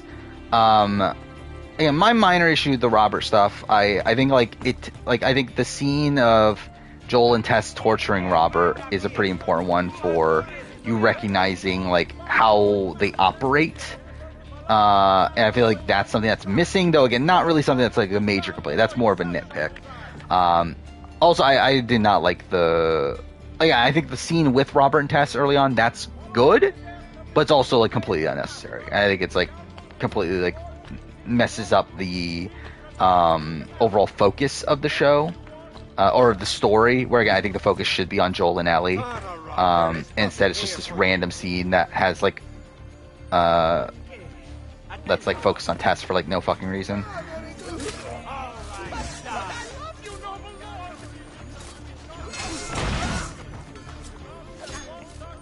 Thoughts on first challenge All-Star?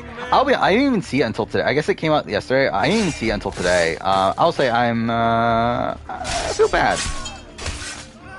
I kind of feel bad for a person. But what are you gonna do, I guess? Like you were taught.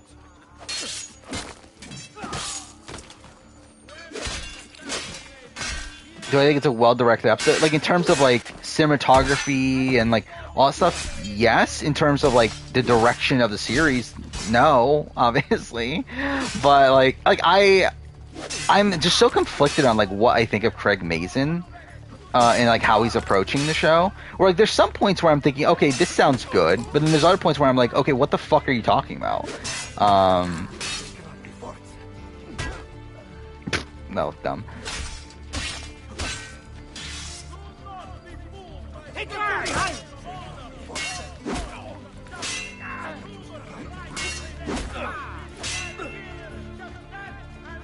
Oh yeah, I think the swaggy, like bringing up the baby and everything. I think that's just dumb from the fan base, but whatever. Yeah, I know Neil Druckmann's directed the episode that aired. So Uncharted as a whole, I love Uncharted. You know, like Uncharted 1 is like very dated, but like a very like solid like third-person shooter with like a really cinematic story. Though again, just dated to the modern day. Uncharted 2, I think, is a near masterpiece. Improves upon 1 in every single way. Uncharted 3, a bit of a mess. It's not bad, but it's like I think it's better than 1, but it's like kind of just a worse version of 2. 4, I think, is very good, but is very not Uncharted to a degree. Like I don't know. I'm still like very conflicted on my overall opinions on 4. Where like 4, I think, is a fantastic game. I just don't know how I feel about it as an Uncharted game. Which, like, at the end of the day, like, does it, like, it doesn't truly matter that much. but like it does just feel like this radical departure for Uncharted. And I think a lot of that comes from the fact that it is like Neil Druckmann and Bruce Straley working on it, and you can tell that it's a different people made it. Like you can tell that it's like a much more grounded story. It's a much more character focused story on this just being the like story arc of Nathan Drake. Like it's a lot more thematic of a story, I feel like. Like it very much feels like kind of like a mixing of The Last of Us and Uncharted. This is exactly what and like through that, it's like it feels weird as an Uncharted story, though I think like as a like farewell to Nathan Drake, it's fantastic. And then Lost Legacy is good. Like I think probably Lost Legacy is like the game I had the least amount of flaws with out of the entire series. Where like I don't think I have like an actual issue with Lost Legacy. It's just that it's a smaller, like less grand game. But yeah, I think it's like very good for what it is. Salute, Rosa. You seem to be healing well. How are you finding Venezia? It has its charms. But how do you deal with the smell? When it comes that one day that the baby is Tyler's and Crodner is Tyler's mom. I was hoping That's you could help me with something. really weird. And that would be... I want to learn to climb the way you do. Oh. Am I worried that Neil Druckmann Okay, will I can screw do his that. own story with the show? I think he already I can, did. Franco But it doesn't matter. Like, at the end of the day, it's like the show and the Franco. games are different. It's like I still have the game to go back to. It doesn't really matter that much. Like, it's not like watching... like if I love like so like watching Dragon Ball Evolution like doesn't fucking ruin Dragon Ball. It's just a shit piece of Dragon Ball media. There. And again, obviously this is not fucking like Only one The way Last to of Us find TV show is out. not anywhere close to fucking Try for Dragon yourself. Ball Evolution.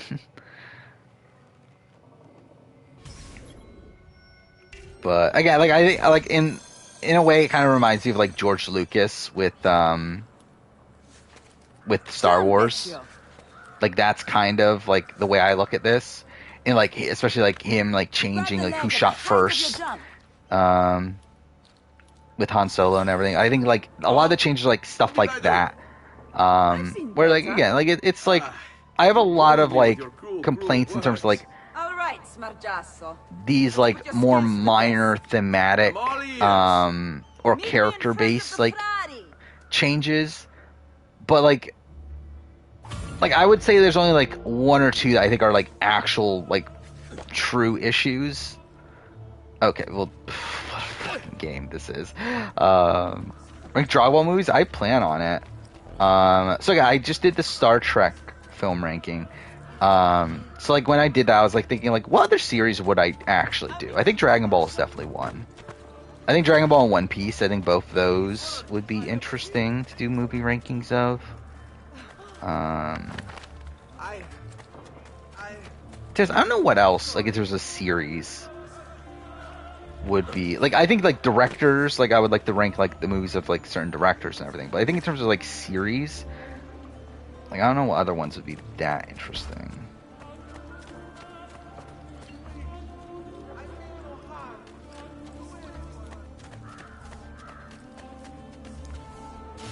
I mean, it's episode 1, but I think it's an episode 1 that is like emblematic of how they're approaching the entire series.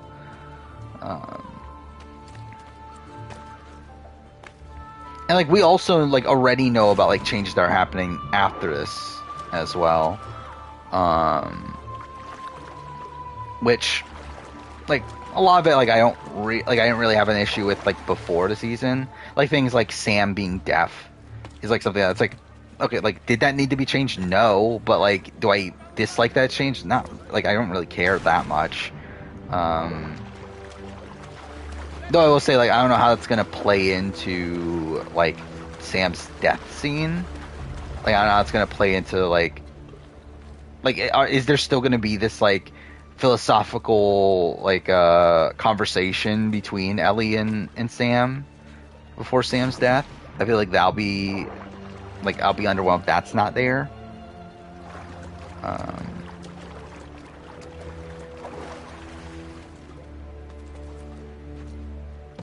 Now, what other changes are there? Oh, yeah, what is Jeffrey Pierce's role? Because like I remember he was saying that he like Jeffrey Pierce he's the one that played Tommy in the original game, but he's playing a different character here. But like I remember that he like said that his character plays like a big role into the into setting up the events of the original game or something. Which like does that mean that he's going to appear in Left Behind? Is that what it is, or what? Like I also find it like again like as much as I didn't like aspects of episode 1, I am still like very interested in seeing what they do moving forward. Like I'm still interested in seeing like what they like. Obviously, like we got the like the theory about the flower and everything, and that being the start of the outbreak. Which again, that's a change that I don't mind. I mean, like it's not really a change, it's just addition. Like that's one I don't mind. Like I don't think it was necessary. Like I didn't need that to be in the story. I didn't really fucking care where the outbreak started. But like yeah, it's a nice touch to add like that to the story here. Climbing a bit of scaffolding. I think the Sarah death scene was incredible. I think it's the best part of the entire episode. On top of that tower, then? Like I think it still hit. Like I think Nico Park was like just perfect in that scene.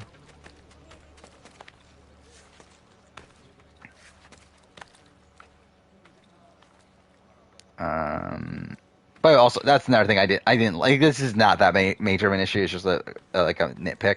I really did not like the fact that they have the fucking plane crashing behind them, and that causing their car crash. It's like, fuck off. It's like another one of these, like, okay, we just like really got to make this like as fucking what's the right term? Like as I don't know, big is not really the right term, but like I don't know, like make it like as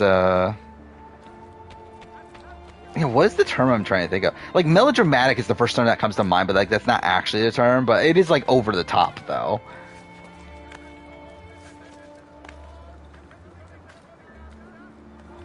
Like instead of like them getting hit by a fucking car, it's literally a fucking plane crashing behind them. Oh, I've always fucking hated the line "drugs. I sell hardcore drugs." I've always hated that, even in the original. Like, I always thought it came off, like, very campy in the original, and it still does in the show, but it's fine.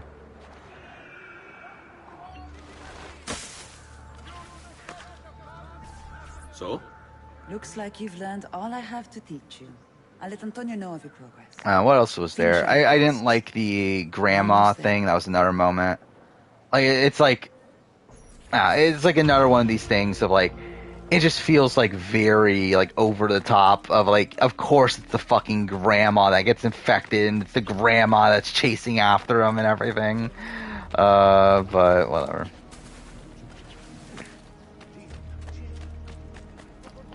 Should I just get this right now? I might as well, right?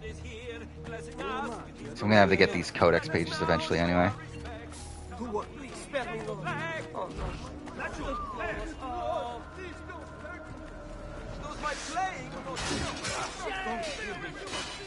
Actually, I want to look up where I ended last stream. Well, not last stream, but last time I played this. Because I believe this took me 4 streams last time, was it? Or 3.5? Yeah, like 3.5. Well, no, it's Revelations. It's this one? Where did I end? Oh, is it Carnival?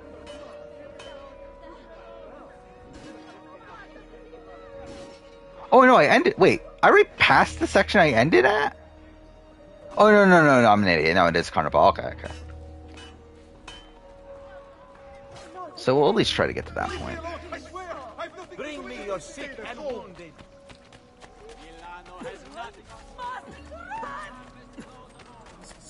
But again, I'm still interested in seeing what they do with episode 2.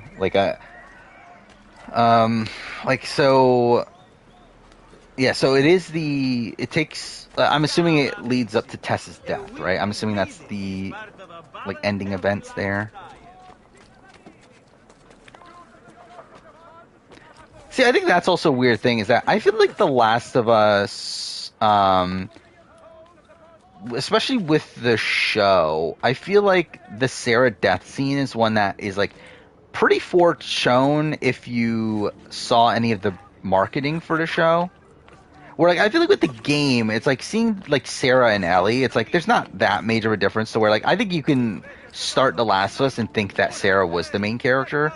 However, if you saw any of the branding and marketing for The Last of Us TV show, I don't know how you would think, like, obviously Sarah's gonna die, right? Because like Nico Parker's not fucking Bella Ramsey. So it's like obviously she's gonna die. Like I don't know how you would expect her not to die. But so again, I think that's like an aspect of like, yeah, if you don't know anything about The Last of Us, it probably works a lot better. Though again, I still think the scene's like extremely emotional anyway. To where like, again, obviously I knew it was coming. I still found it extremely emotional.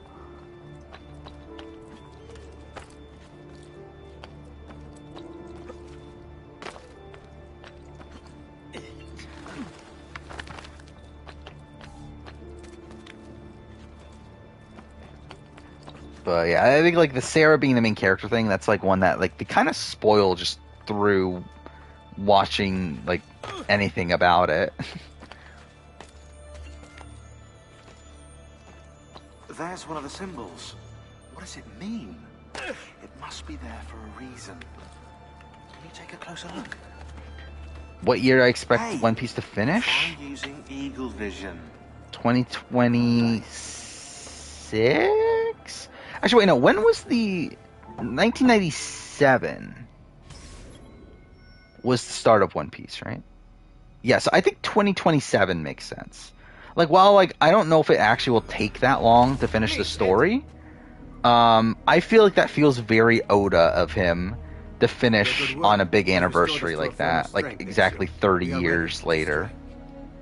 Just tell me what needs to be done, and I'll see that it is. Which performance during Death Scene was better, Troy Baker or Pedro Pascal?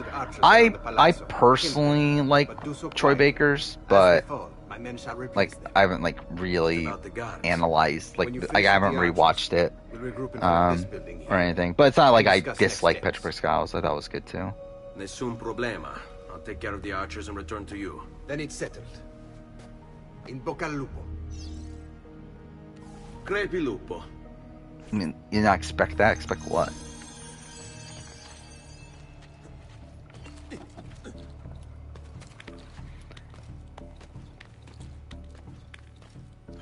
Because I don't even remember, actually, how do you even act that scene? I genuinely don't even remember how Pedro Pascal acted that scene.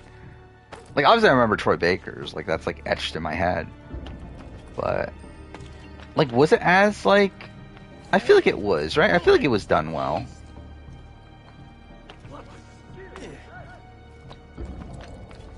$2027? You're thinking 2024? No, it's not 2024. I think 2025, 2026, like, makes sense, like, practicality-wise, but I feel like knowing Oda, I feel like he would want to...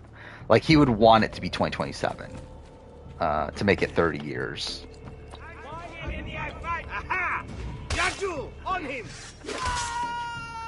But also, it's like, I don't know if he actually wants to work on the series that long, though.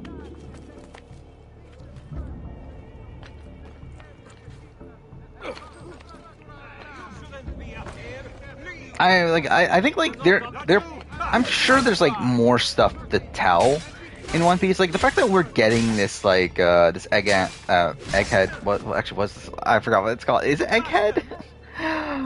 It is Egghead Island. Okay, yeah. The fact that we're getting this art, which like no one fucking saw coming, I feel like. I think everyone just like assumed that it was gonna be Elbaf. Yeah, I think the fact that we're getting this kind of makes me think that like maybe he's gonna add in some things here and there.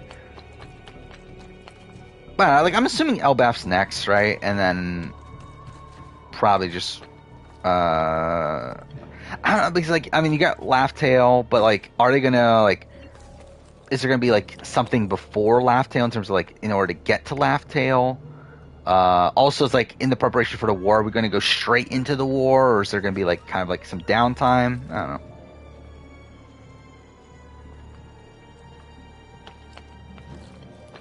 It's like the Punk Hazard, the Elbaf Dressrosa. I mean, like, I'm not expecting Elbaf to be that big, though, right? Like, I'm expecting it to be maybe, like...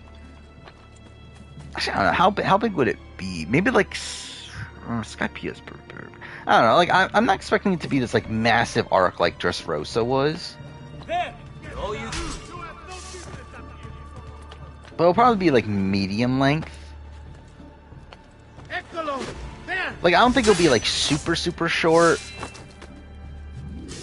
Like, it won't... Like, I think it'll be, like, longer than Zoe, probably, but... I guess it depends on, like, how much you want to tell there. Because, like, I mean, I'm assuming the Shank stuff is gonna be there, right?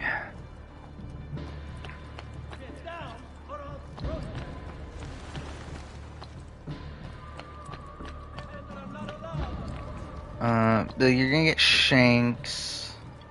You're gonna get like Usopp and the Giants and all that stuff.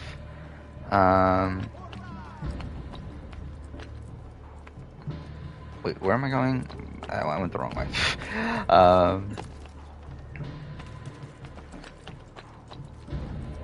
Okay. Like the game, like just kind of like skipped there. That was kind of weird. Those are Amber and Chauncey and Casey and Kenny. Like, why the fuck are Kenny and Casey there? That's still my thing with Casey and Kenny. Amber and Chauncey is fine. Like, I like Amber on the challenge. Chauncey's kind of boring, but like at least he was there with Amber. So, though obviously Amber's now pregnant, so it's like we're probably not going to see her for a little bit. And like she was already like talking about taking a hiatus before us anyway. Which, to be fair, at this point, probably like it's probably because she knew that she was pregnant. But like, yeah, we're probably not going to see her for a bit, which is kind of underwhelming. And the fact that like we're probably going to see like Tori and Anissa back a billion times, but still, it's like I liked Amber here.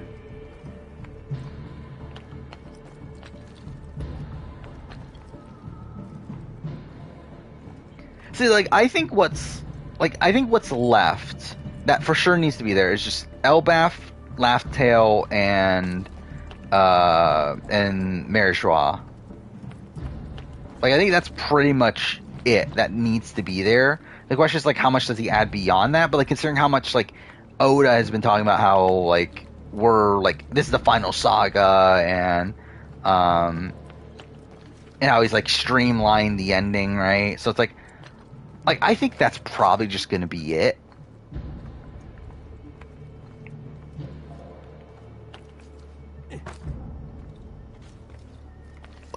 I don't know, like, are they gonna go to the moon? Like, I feel like that's like something that, like, is Laugh-Tale on? Like, obviously we just don't know where Laugh-Tale is. I mean, that's the big question mark. Which, like, again, like, I assume, like, you would assume it's not just a normal island, or else, like, why wouldn't just everyone just find it?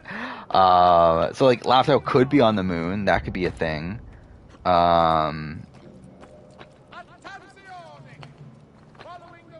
Like, I know there's that theory of like it being inside of a whale, right? Which like that's also like kind of a weird but like kind of interesting.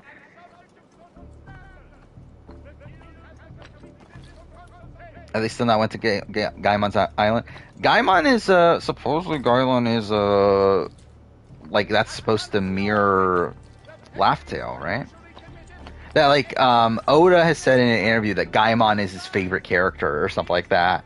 And like it leads to people thinking like, well, why? And like I think like now it's like kind of understood that it's like yeah, it's because like he's supposed to be this like direct foreshadowing for the One Piece. So it's like Gaimon like they haven't like met Gaimon again, but I feel like Gaimon's like wait, where am I going? I feel like Gaimon's gonna like play a major, like his like story is gonna be this like big parallel for later on. Why did I climb this? I don't know why I just did this. I'm not happy to see Casey not get to a final. I'm just more so like, why was she there to begin with? Like, just don't put her on the show. Hurry.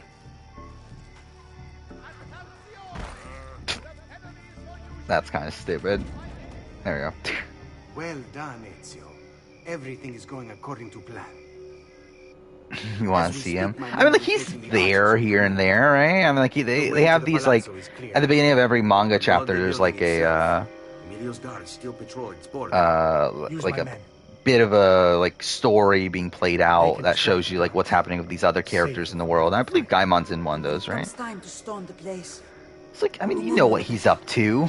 Seek out the Ezio. Did he get a wife? I did not remember that. I love when you look up Gaimon, and the first thing that comes up is Gaimon is the One Piece.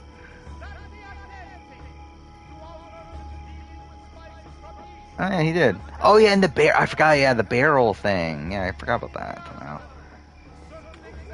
know. Like his wife's in a barrel.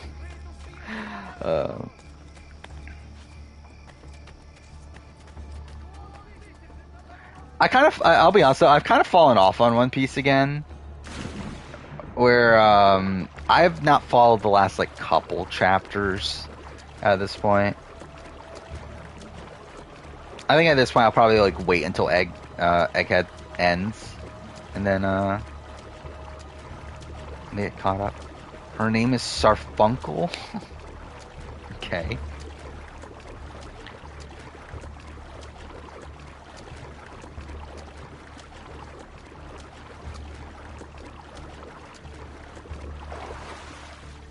Where are we at? Alright, we're at 2 o'clock. I'll be honest, I'm fucking tired.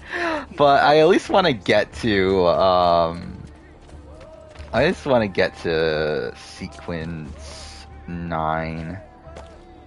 Oh wait, what am I doing? I'm just like completely zoning out of the game. But yeah, this is the end of sequence 7, so in sequence 8 is like really quick. Necessarily his wife? Well, I mean, I think they should totally hook up. Like make Gaimon the Joey Rodriguez. Oh, I see bitrate's unstable. That's a great sign. Get down now. Go back down. All right. Fuck off. There we go.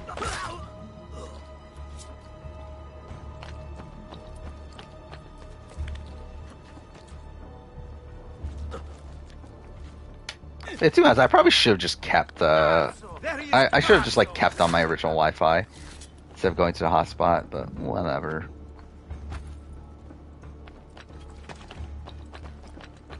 It seems like my internet's back to being fine. Okay, that was just dumb.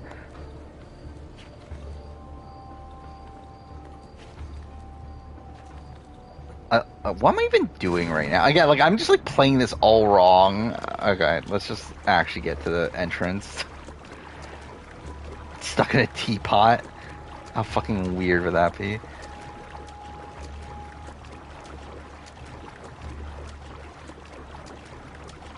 Like, I love how, like, I somehow was, like, 30 minutes ahead coming into this stream, and I, like, based on my last stream, I'm pretty sure I'm behind now. But whatever.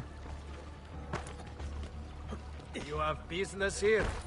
What the last imbecile who acted like you. That's blocked, right? Yeah, that's the point, right?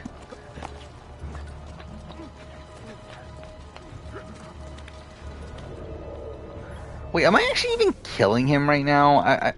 Yeah, I am, right? Wait. Yeah, I am. Okay. I don't feel like I don't even know what what my actual objective is at this point. Okay, yeah, this is gonna fuck up because I got detected too early. Or maybe I can make it. Nope, I can't. Cool. All right. Well, this is great.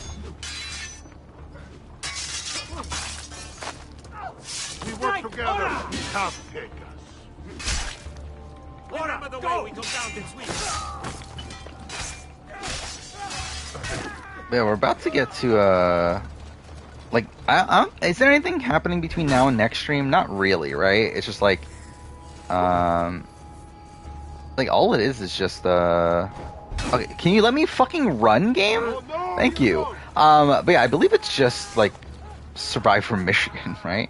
I don't think there's anything else. But like after that, I guess actually there's not much between now and Sunday. But anyway, like next week at least, there's gonna be like a lot going on, right? We got Australian Survivor and everything.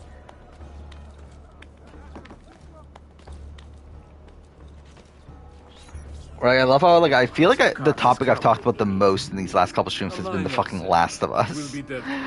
Povero Scemo Antonio and his thieves. Never mind then.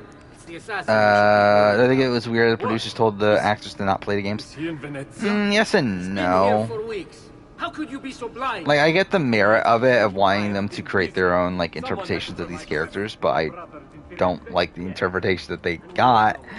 But whatever, I guess. But like I can get the merit to it. Very well. I'll be there.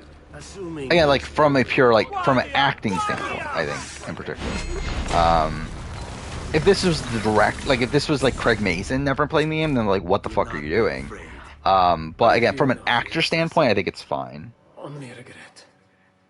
I thought unity, stability. Oh, I completely forgot about the fucking One Piece series. When's that happening? Is that happening anytime soon? Like it's filmed, right? Like you would think it would be airing at some point. Like within this year. Yeah, I was like filming like mid last year. He's still fucking here! Dude, this game's fucking broken on PS5. Like, what the fuck? Sorry, I couldn't resist. But yeah, what is this? Assuming you could never pick you would never pick Stephanie.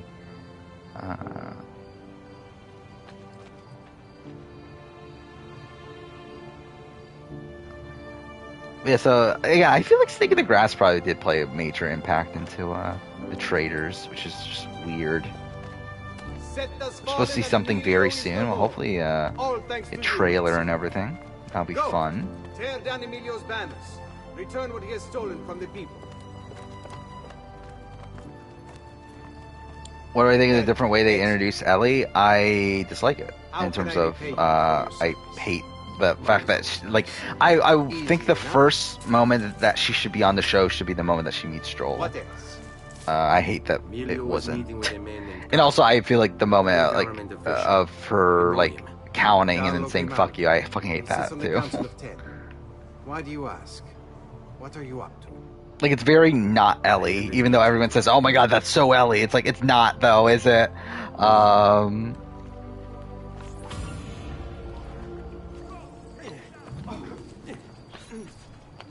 It's like the only time in the entire in the original game where she does this like "fuck you" sort of thing is with David essentially.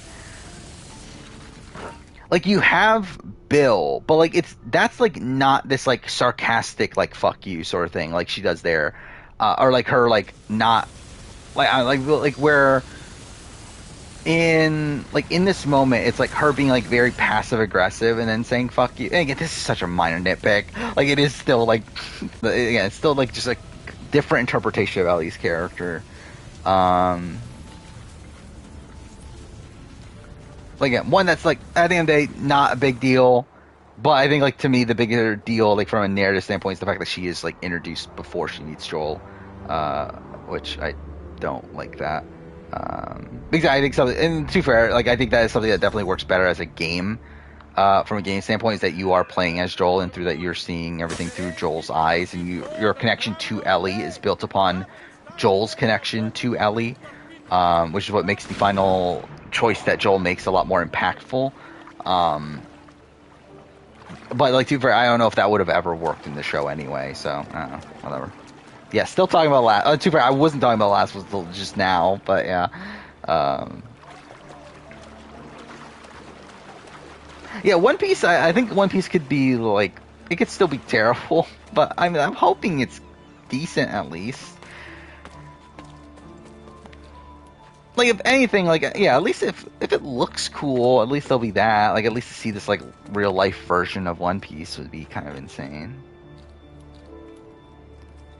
What is this with Sneaky Steve? Did he get a video finally? Oh, what is this?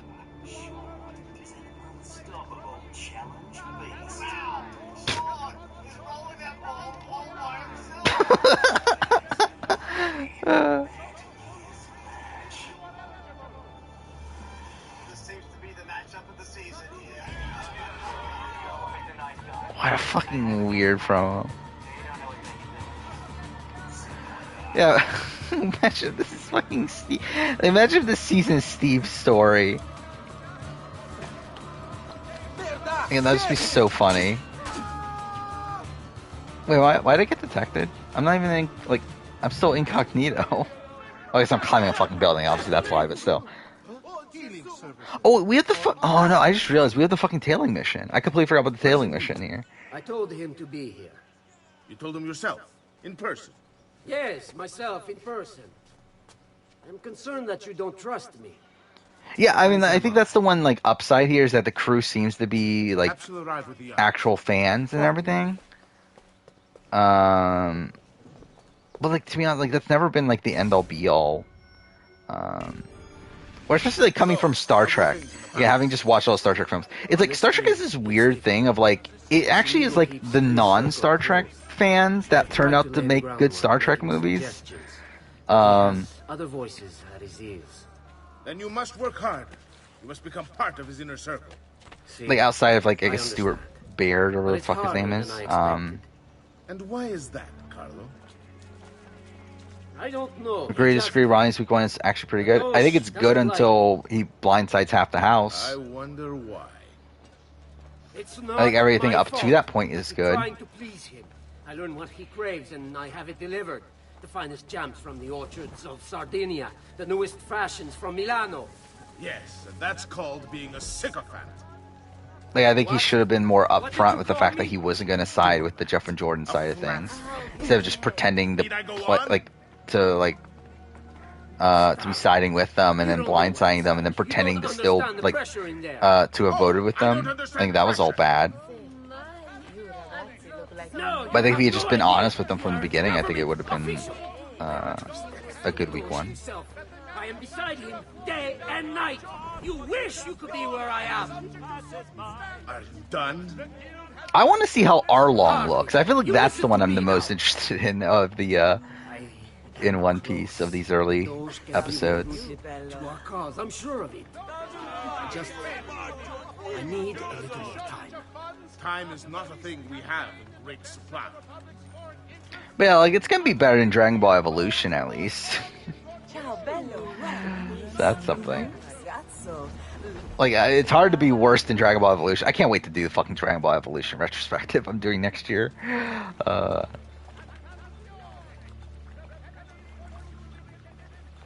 Keep moving. Is it much further? Don't be. Would Cochran be top 10 worst player to make the merge if he didn't come back for Cameron? I don't know. I think he might be, like, hovering around, like, the list. I think there's a couple things with Cochran that, like, that make me think he wouldn't be there. With the fact that he... Okay, I don't know why this, like, thing just popped on my computer. But yeah, the fact that he, was obviously, like, not treated well by his original group. And was actually genuinely on the bottom, was, like, very much told he was on the bottom. I think that's different from, like, Cass, where Cass was not on the bottom. Silvio, did you not know? He could be anywhere. He could be here right now, and we but yeah, like, that mixed in with the fact that I think, like, considering he is this big fan, like, I think there would have been, like, I would think that he would have potential on a return to where, like, yeah, I don't know if he would quite make top 10, but, like, there's a chance he would have. I'm so close. What new era player Screen Rant talking about? Blank was an overall good player. She held her own in each aspect. We should keep moving. Her game down the stretch consisted of really good strategic play, like getting everyone against Blank. The biggest blemish against her game was the lack of any moves in the pre-merge. From Roma? So I've heard. Good. Perhaps is it Lindsay? About what, cousin? Who else would it be? New era. Shall step into the robes of the dove. Cassidy? I didn't know there was a decision to be made. Is it Cassidy? Surely the choice is obvious to all. I feel like that makes sense with Cassidy. It should be the one who organized the entire operation. The one who came up with the idea of how to save. So Cassidy's overall good player. Getting everyone against, like, probably what, Ryan or something. or Gia, I don't know. And then, yeah, at the hands of Carla and James. I don't know why you said that. That was just me being an idiot. Cool. You will not have our secrets. Which Austin are we talking about?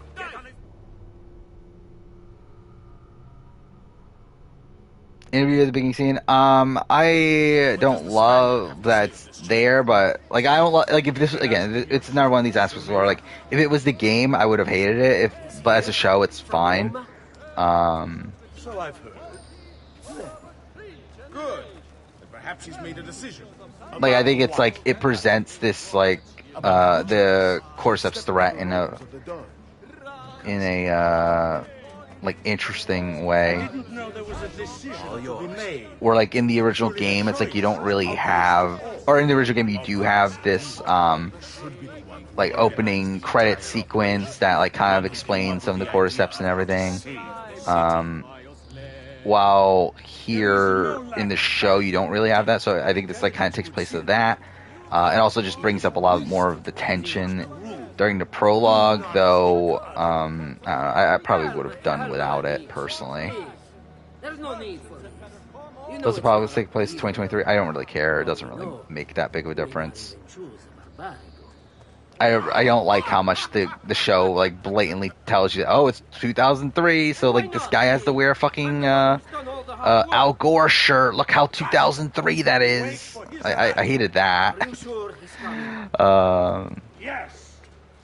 Actually, that's another thing about the prologue that I fucking hated, by the way. About the like my one like big criticism, or not big criticism, but like another complaint about the like early portion of the episode.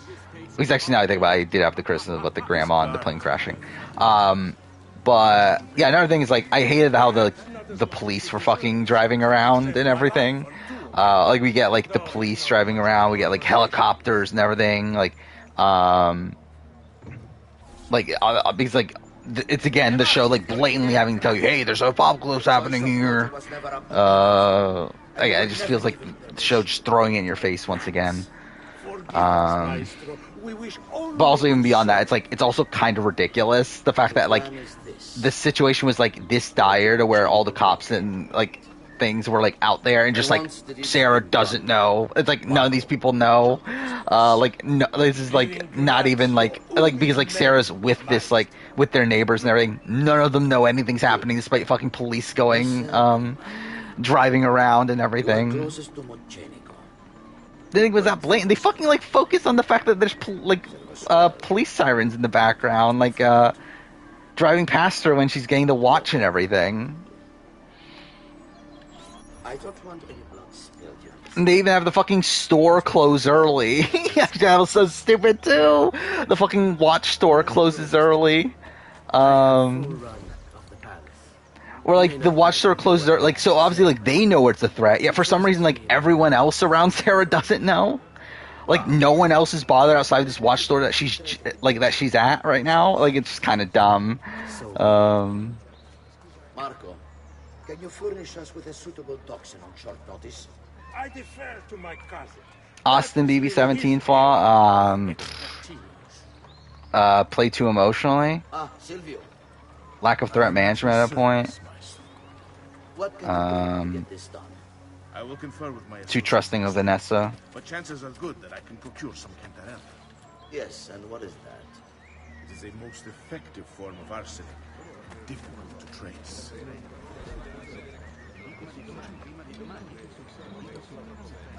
Okay. Then it's decided. Are we almost there? Is Rialto over here? Yeah, there it is. Okay, we're almost done. Hey, I remember this took me forever in my original playthrough. Austin, Vanessa, John, Final 3. Who's taking who? Austin takes Vanessa. Vanessa takes Johnny Mac, I think? Alright, no, actually, maybe she takes Austin. I don't even know, actually. I think she probably takes Austin. Johnny Mac probably takes Austin. Okay, cool game. Oh, Razzie noms came out today. Are Oscar noms tomorrow then? That's usually how it works, right?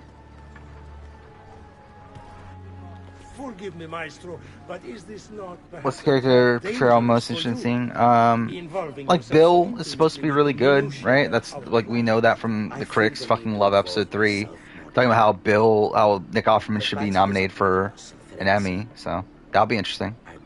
Do not worry this time. The Patsy were a bunch of foolish... Why would Austin take Vanessa? 2 things. One, Vanessa was shown as being cutthroat to where I think he would think that he could win in a bitter jury against Vanessa. Also, Johnny Mac was loved by the people in the jury, to where he had good relations with them, so I think he would have worried about that. Also, he had a better personal connection to Vanessa. Oh, they're on Tuesday? That's kind of random. Actually, what got nominated for a Razzie?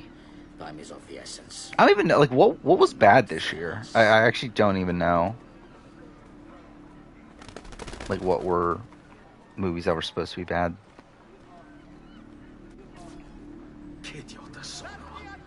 There we got worst picture. We got okay, Morbius. I forgot Morbius was this year. For some reason, I was thinking like Morbius was like a couple years ago. So Morbius should win everything, right? I feel like. Oh, Zemeckis' Pinocchio is bad. I don't even know what the fuck The King's Daughter is. I don't know what Good Morning is, but that looks like a ridiculous poster. And then Blonde is supposed to be like kind of good, right? Like, or at least like Ana de Armas or whatever her name is. Like, she's supposed to be good in it.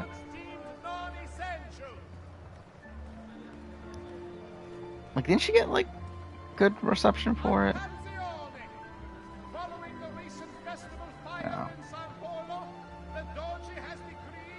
Blonde got the most nominations though. That's kind of weird. Is it really hated? Okay.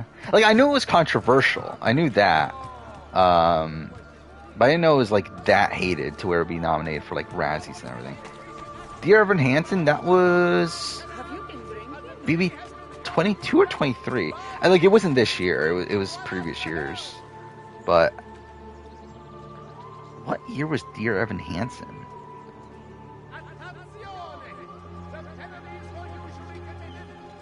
That was 2021. Yes, that was BB23 then, right?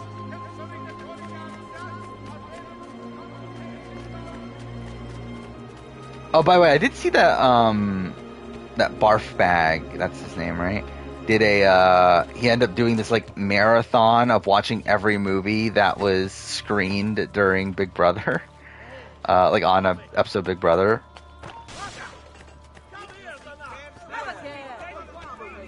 Which like, it kind of made me think, like, wouldn't it be really funny if I did a ranking of every fucking movie that was on Big Brother?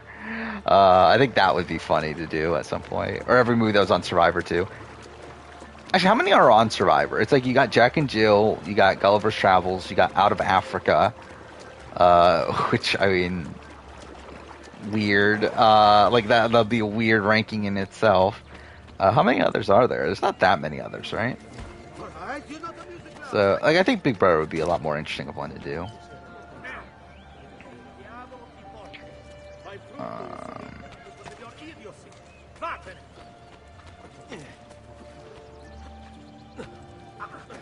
Yeah, I knew that about Blonde. That, yeah, people like thought it was like exploitative and everything. But I thought like it was actually supposed to be like well acted and everything though. Was Tommy really gonna throw Final 4 HOH? Yes. But I don't know, like, I don't think they trusted that though. But yeah, probably. Like, it feels about like pretty in line with Tommy's character.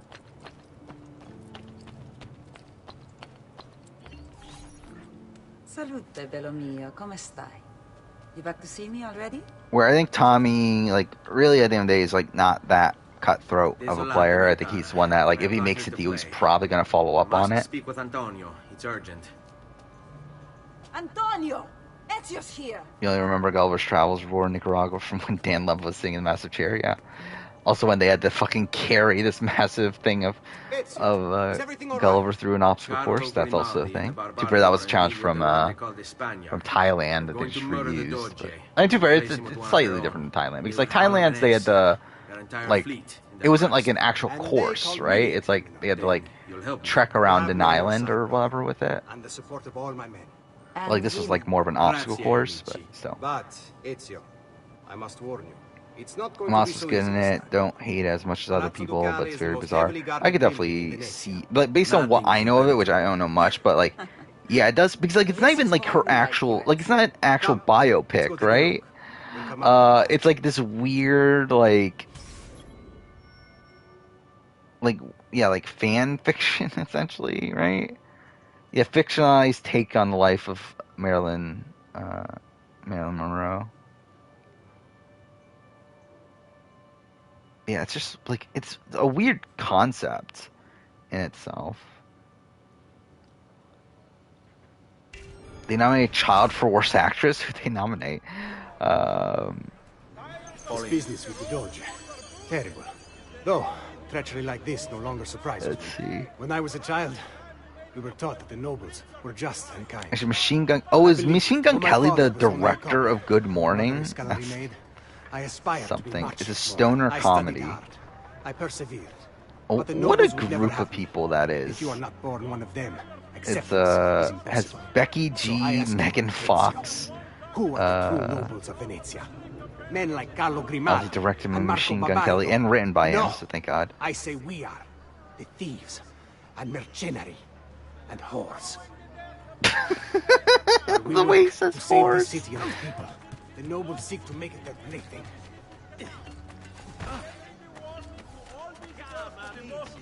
Okay, I saw a buffer for a second.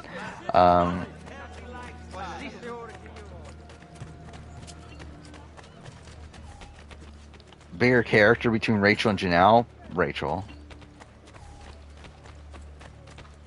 Okay, I'm seeing a buffer. That's kind of worrying.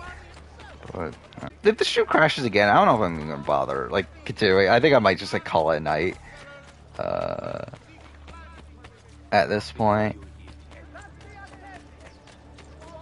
Whereas, like, technically, yeah, I could switch back to my normal Wi-Fi and it'll probably be fine, but We need to scout the palazzo carefully. it's also like 2:30 and I'm like tired anyway. I know of a tall campanile behind the palazzo. Or we might find a way to climb the back of the basilica. Do you Oh have yeah, any Firestarter. ideas? Which one's I assume Firestarter? the front door is out. Oh, okay, yeah, I did know about that. We'll That's try the the front door as well, was it Stephen King? Yeah, Stephen King one. I do think I heard about that movie. Is it supposed to be really bad? Yeah, 10% Rotten Tomato. Bryce Dallas Howard got nominated for Jurassic World Dominion. Is it Dominion? I thought it was Domination. It's Dominion? Okay. Wait, is she the only person that got nominated for that movie, though? It's like, really? None of the other people got nominated? They got nominated for Worst Screenplay. I would have thought that, like everyone else would have been nominated. But I did watch it, kind of. I had it in the background. I didn't actually pay attention to a lot of it, but yeah, I did not care.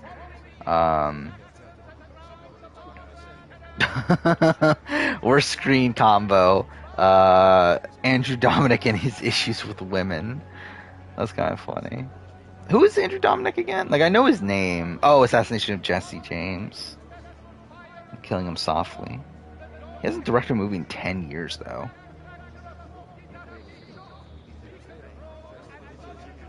"365 Days." They actually made sequels to that?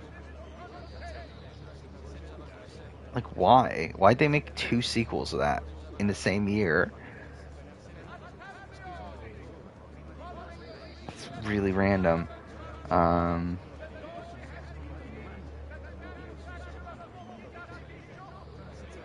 They're both real-life characters in the Felicia's White House ballroom scene. Okay. Anyway, let's just continue on.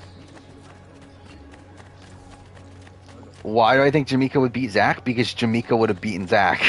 Like, what do you mean why? She got all of her friends on the jury, and no one likes Zach.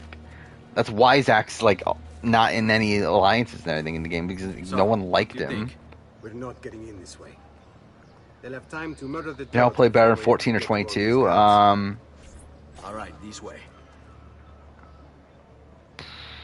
Probably. I don't know.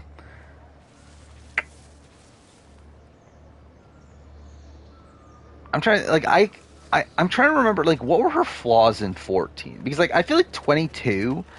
I feel like she had a better grasp on like the layout of the house.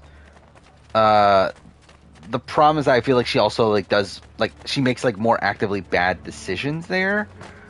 But like 14, like I don't remember exactly. Like obviously she gets targeted just because like she's Janelle and then she's also with Boogie. And also it was like this last ditch effort to save Frank. Again, there's fucking flickering in the lighting, but whatever. Like I would say 14 is probably better, but like I might just be me not remembering it well enough.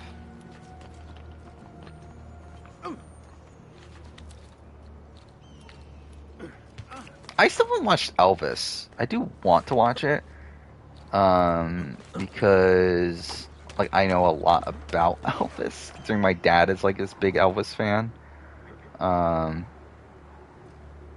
I know he liked them. I don't think he liked like it's funny, like Elvis is like the guy that's getting like the Andrew Butler's like getting nominated for all the awards and everything. Yeah, I don't think my dad liked Andrew Butler's Elvis. But still, it's like I want to watch the movie for myself at some point. I know it's on HBO Max, right? So maybe I'll watch it eventually.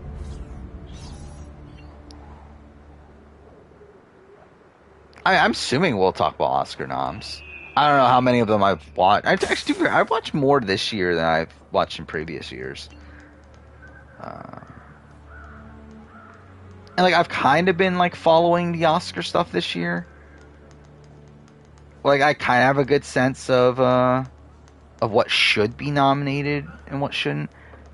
Which like I don't feel like I have for the last few years. Like I'm trying to look at last year. What even was nominated? Yeah, like last year I don't know what the fuck Coda even is. I mean I kind of do now, but like especially at the time that that the Oscars were happening, I didn't even know what the fuck that movie was. Actually, I'm looking at like the Best Picture nominees. Like I think the only movie I even heard of at the time the nominees were Dune, Licorice Pizza, Nightmare Alley, and West Side Story. But like I only heard of like not even half of the nominees. And what, the 93rd one, so what was that? Nomadland. Yeah, like even that year I knew very little. And to be fair, this is 2020, so it's like that's kind of a shit year anyway. But like I barely knew any of those. What was 2019? Okay, 2019 I was still following pretty close. Like I didn't watch a lot of the movies, but I still knew of a lot of them. But yeah, like these last 2 years I really have not been following the Oscar stuff. Well, at least this year, like I kind of have a good sense of like what's like supposed to be good. Oh yeah, is Dune 2 this year? I kind of forgot about that. That should be fun. Yeah, I liked the first one. It wasn't like my favorite movie in the world or anything, but I thought it was good. Wait, what am I doing? What mission am I? Oh, I'm with Antonio. I'm with Antonio. Marmaduke is... What is Marmaduke?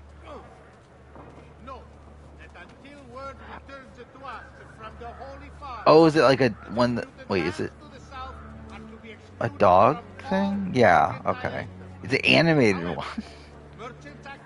This looks terrible. Even from the fucking poster, it looks terrible. Well, it's on Netflix? That's kind of funny. Yeah, that looks bad.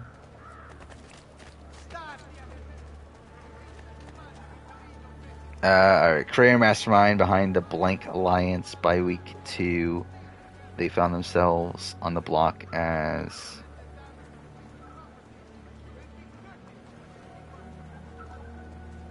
Oh, and voted him out. Okay. I was thinking it was Matt Hoffman at first.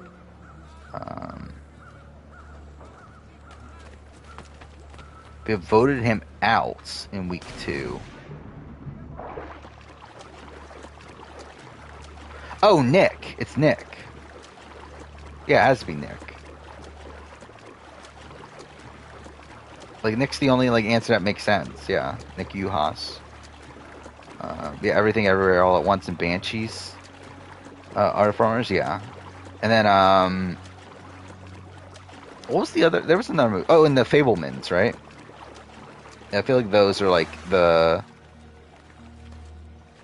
Yeah, like, the front runners to potentially win. That'll be interesting to see, like, what mainstream movies get nominated, because it seems like this is a year where, like, a lot of mainstream movies are, like, in contention to be nominated for Best Picture. Where, oh, you got Top Gun Maverick, you got, like, Avatar, you got Black Panther is even, like, potentially.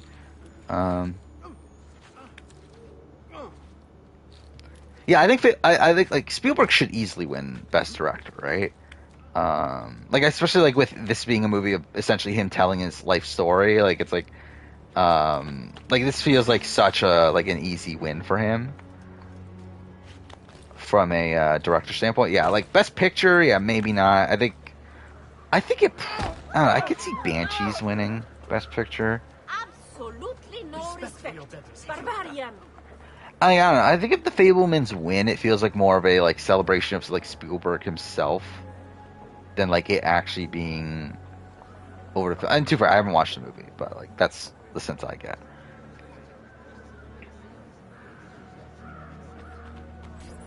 Bene, we're in luck. Looks like there's a perfect path up the scaffolding to the roof of the Basilica. Shall we? Fall in. That shit is too easy. Yeah. When you said when it's like someone that was the leader of an alliance that was taken out week 2, by their own like mentioning that they were like blindsided by their own alliance, and yeah, it's like it has to be Nick at that point. Well, like I think if you took out week 2, it could have been like Devin Shepard. It could have been. It probably could have been a couple other people, but yeah. Yeah, I think that'll be a really interesting movie to see win Best Pictures, Everything Everywhere All at Once. I don't know if I see it. Like, I think for me it would be between Banshees and Fablemans. Would be my, like, top 2. Isn't that him? Or, like, I feel like those feel like Oscar-winning movies. What I'm offering you, Signora? But it would be cool if Everything Everywhere All at Once won. Or this will be your last chance. I feel like that's the type of movie... Again, I haven't watched the movie either. But, like, I feel like that's the type of movie where, like... you like look back on and think of like, oh, that should have won, but like not actually a movie that won. Like I feel like it's like Eternal Sunshine of the Spotless Mind like style of movie, which that didn't win, right? Yeah, I'm pretty sure that didn't win. But like I feel like it's like that sort of movie where you're like, oh, that was a great movie that should have won. Like I didn't even get nominated, but like it just didn't. And I feel like that this is like in that sort of ballpark. Is Parasite the best? I haven't watched Parasite still, so I don't know. What would I actually say is the best Picture winner now? Out of the ones I've watched, let's see.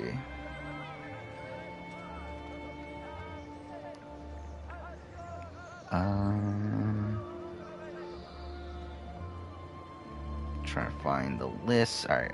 So again, I haven't watched Coda, I haven't watched Nomadland, I haven't watched Parasite, I haven't watched Green Book, haven't watched Shape of Water. I haven't watched a Best Picture winner since fucking Moonlight, which is weird. But alright, Moonlight, I think is better than Spotlight. Oh no, the answer is gonna be Birdman for me. Birdman's one of my all-time favorite movies. Yeah,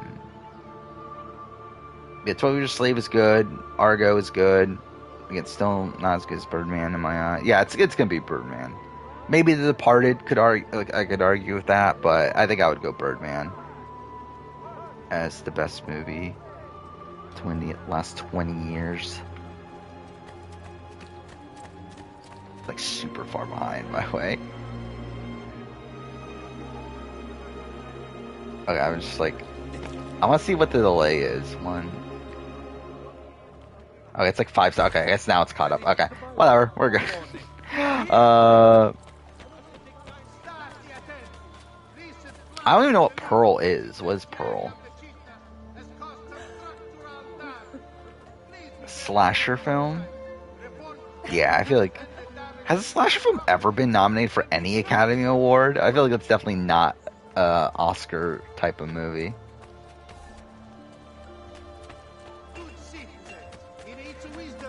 First and foremost problem with the Alliance, the fact that they had no strategy to begin with, playing to win.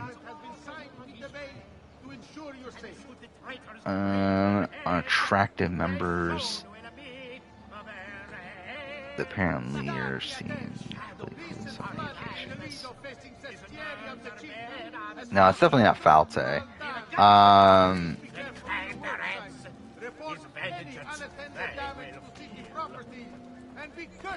Oh, it's not Regulators, right?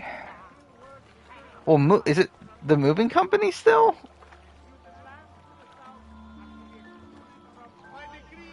No, it wouldn't be the Regulators. Like, because like McCrae falling for Amanda didn't help either. Is what like kind of made me think that.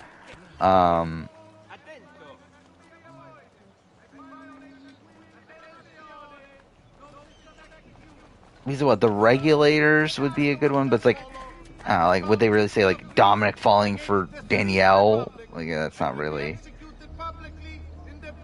a good one.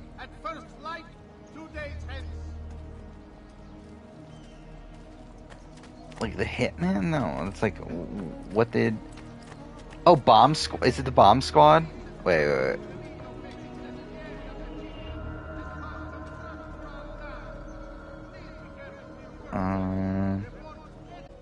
Yeah, it's the Bomb Squad, isn't it? Because it's talking about Caleb at the end.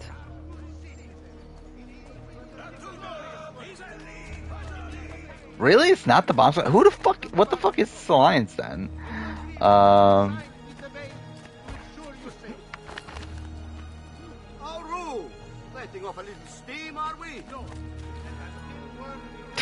Bryce finally showed up. What is this?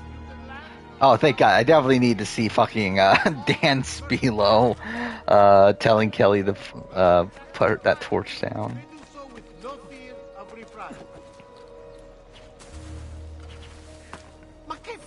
Oh, what other alliance is it? Stupid name. I mean, so it's not Falte, right? So,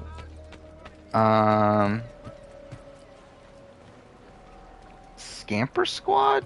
No, right? And was that even on the show? I don't even remember anymore. Like, was that alliance even on the show?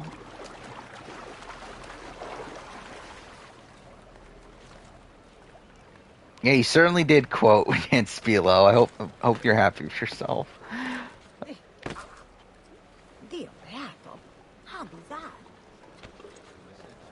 Oh, what other alliance is there? Yes, Scamper Squad is on the show. The other name for it wasn't, right? Was it Sixth Sense? Was that on the show? No, Sixth Sense was on the show, right? I don't remember. They all fucking blend together. Because there's so many fucking like different names for like different like machinations of that group.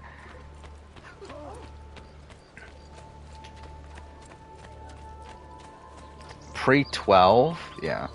I was kind of like thinking that anyway, but it's like, yeah, what other alliance is there? I need your help, Leonardo. Does it work? What? What are you asking? Does it work, Leonardo? Again, it's not the committee. Why do you keep on saying the committee? It's clearly not the committee. An idea. Freaks and Geeks, yeah, that was the name. Yeah, that was the one that wasn't on the show. It's too dangerous. To test it, you'd have to leap off a tower. Who would be mad enough to... what is it? I'm really trying to think. Leonardo, I think you just found your madman. It's not... Yeah, so it's not BB6, right? He's like the falling in love part doesn't really fit in with any of those. BB4, BB... The Three Stooges? No, right?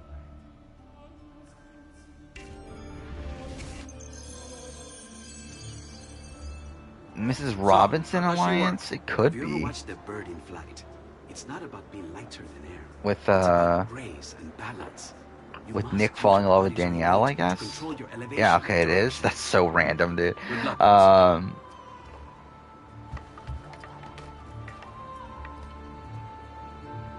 Who the fuck? Like, why are they even talking about the Mrs. Robinson lines? Like, who the fuck talks about the Mrs. Robinson lines in the modern day? Probably you're supposed to die there. I can't believe it. It worked. It really worked. You flew, I you did not even know Matilda the musical was a thing. I loved Matilda when I was a kid. Like, that was one of my favorite movies. All right, look. Do I own it? Actually, I don't think I own it, do I? I'm right on a DVD, but... My men tell me Carlo has the poison. We must hurry. Antonio, this is So I would love to go through my fucking movie collection at some point, because I'm sure there's like a whole bunch of movies I just don't remember anymore. It's mine. Top 10 worst alliance list. Checked my blueprints. It's just impossible. Like, even looking at my Blu-rays and stuff, like, there's movies there that I just like kind of forgot existed. I still find it funny I own every, like I guess I own every Purge movie, because I believe there was another one recently, but I fucking own the first 3 Purge movies. Under its wings will lift the machine. I think the story was as good. What is one fire going to do? Not one fire, Ezio. A dozen, built all across the city. Enough to carry you from here Oddballs the worst Big Brother Alliance? I forgot, is the Oddballs, that's including Victoria, right? But you are forgetting like, that's the BB Can 9 one, right? I will take care of them. Yeah, okay. I'll give the order to have my men moving behind you. And hold I don't know, it's like, it's pretty bad. I mean, like, it's not really a real alliance. I think that's the thing, is that, like, it doesn't even last a week.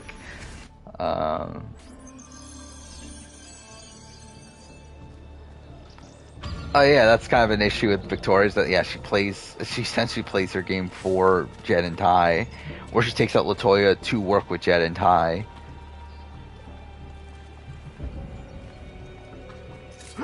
And then proceeds to just do the dirty work following that. What's Johnny Mac's biggest flaw? I mean, the fact that he's not that good of a player. I think passiveness in the game. Just an overall, like, lack of agency.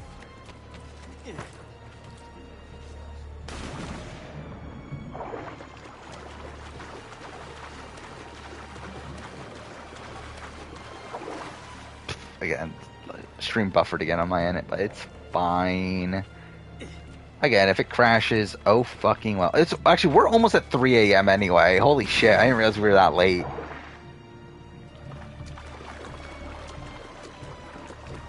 Yeah, so how did I get behind? That's kind of annoying. I came into the stream again 30 minutes ahead. Now I'm actually like behind. Not that it really matters. I'm not in like a rush to finish this game anyway. Like, it's not like I need to finish this super quick. I need to finish this quickly. Anyway, because it's like, I'm still probably going to take a couple months to get to the point where I would even want to write the AC4 retrospective. But. This is ridiculous. Vincenzo was supposed to take my shift an hour ago. My wife is going to murder me if I miss dinner again. Why make a video ranking the members of the Miss Robinson Alliance? I mean, like, that would be a BB-8 player ranking. But in terms of just on Mrs. Robinson, no. Some kind of colored powder they brought over for a big party. I can tell you the ranking right now. You ask me. These nobles spend their money. Actually, to be honest, what is it? Is it? I guess it would be. It would be Zach then Nick. Like, I would consider putting Nick at the top, but I would probably go Zach then Nick, just because, like, obviously Zach just came so close to actually winning. But yeah, Zach, Nick, and then Kale and Mike just both suck. So I could see Mike doing better on like any random season than Kale. Like, I think Kale just outright just sucks. Like, I think she's just a terrible player. Where like Mike is like bad, but like also it's like if he just wasn't an idiot for like a second, he probably could have at least made it a few rounds further.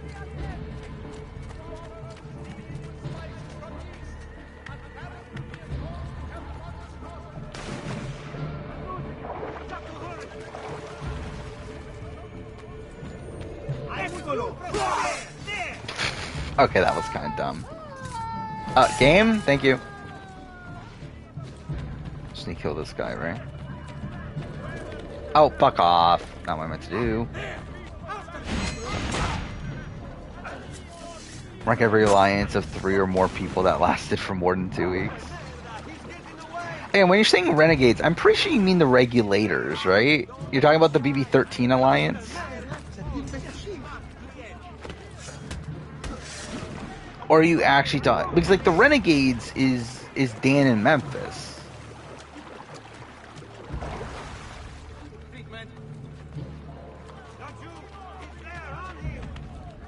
Again, this is a list of the people, like, alliances with 3 or more people.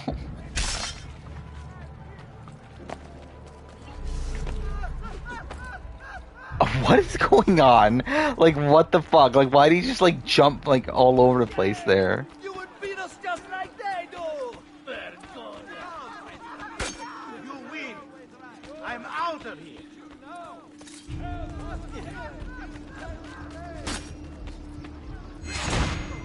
Let me live in peace!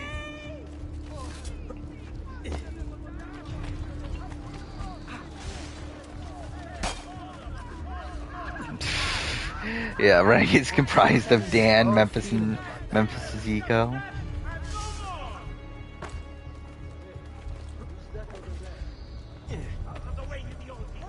I'm kind of fucked, aren't I?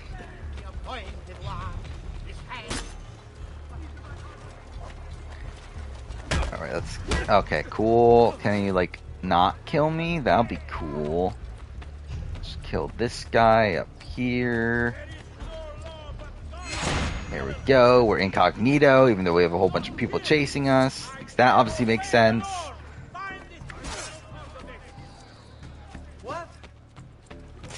I forgot 6 shooters is even a thing. Are these guys on the roof?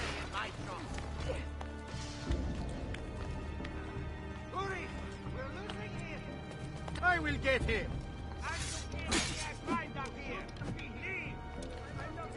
I am going to enjoy this stronzo. Number 7 is James Ryan. Folklore? What is folklore? Oh, did he die? Did he just fall off? Did he just jump off? I was not paying attention. Like, what? What? I had an entire bar of health. How did he kill me in 1 hit? Whatever. It's like he's supposed to only do like half damage there, but whatever, I guess.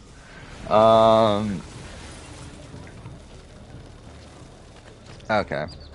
At least it like didn't make me reset the entire thing.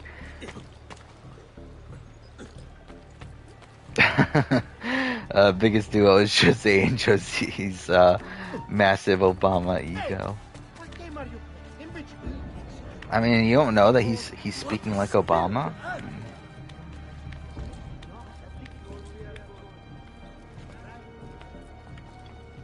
It's a Asian horror anthology. Let's see.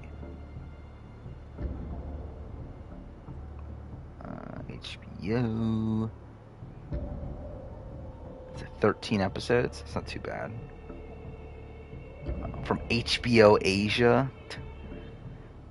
Wait, why was season 1 in 2018 and season 2 was in 2022?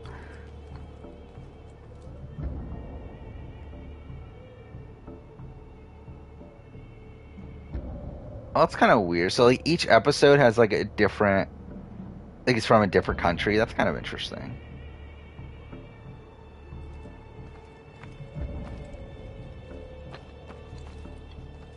Get down now.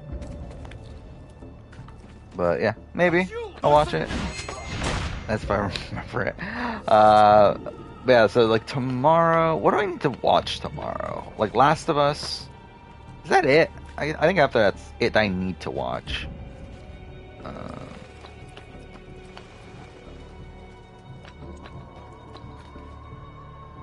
Because I think after that it's just, my plan was just to edit the Love One visit video. think I would like to continue the Survivor Michigan rewatch, though I'm not really. I don't know. Like I do want to watch it. I'll be honest. Like I just never liked season 2, and like the more I'm watching season 2, I just like I don't really care that much. It's like yeah, there are good characters there. Like Maggie's great. To us, Maggie's like better than I remembered. And then you got like Kevin is Kevin. But I don't know, just something never really clicked with me.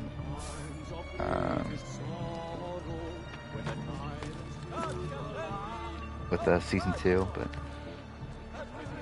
I'll finish it eventually.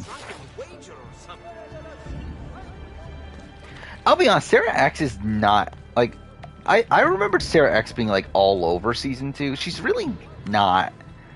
Like she's fine, but like I don't know. I feel like I remembered her being a bigger character than what she is. So far, at least. Like I'm up to episode. I'm only episode 5, aren't I? Yeah, I just got to the Kevin boot.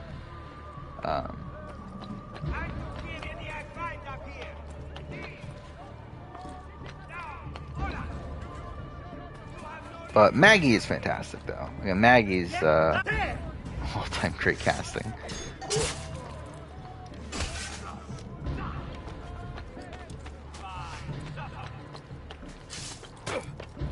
Oh yeah, Sarah X is the best player for sure. I just don't know if she's like the most riveting like TV.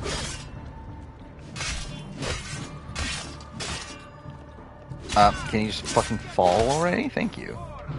Oh, okay, that'd be fucking funny if I actually died there again.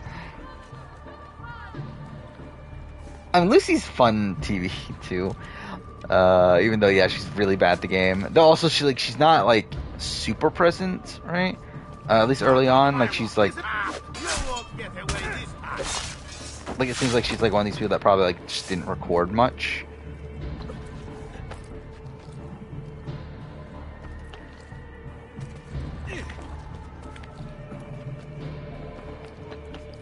And like I doubt she knew much about Survivor, right? Coming into it. But yeah, like that makes it so yeah, she falls for the thing at Final 4. Eccolo! He's right there. Oh fuck off. What? Okay, well that's cool.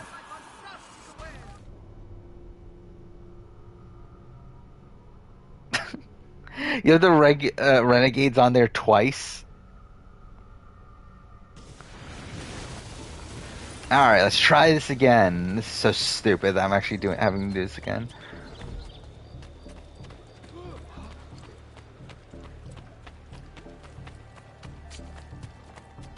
Okay, so it's past 3 a.m. So I think what we'll do is we'll finish this section and then we'll call it night. Like we'll finish the sequence. Which like I wanted to actually finish Carnivale, but I guess we're not. BB19 player ranking, and why is Mark number 2? Because he's not. Who? Well, I mean, it would be Paul then Josh, probably, right? And Christmas. Who's number 4 though? I think at that point you could argue Mark. I probably wouldn't, but like, you could definitely argue it. Most sexy duo, Ozzy and Ozzy's OnlyFans. Does he still do OnlyFans? Which, good for him, I guess. Where's Kevin? I don't fucking know. Not towards the top.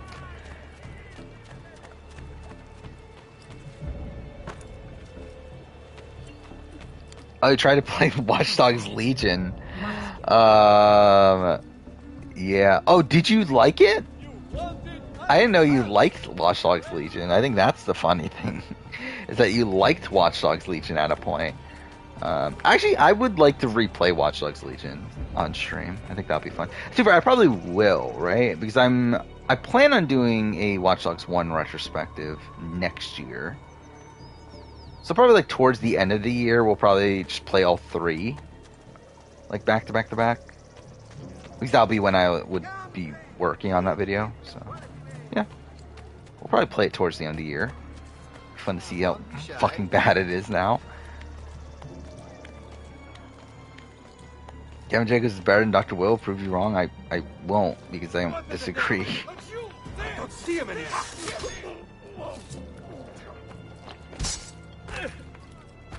Like, I think if it wasn't for the fact that Will came back and almost won again, like, I think it wouldn't even be a question to me. But to be fair, it's like his BB7 game is like the only reason he's even like in contention of best player of all time, in my eyes. Actually, you know, I did not mean to do that. I just wasted medicine for like no reason.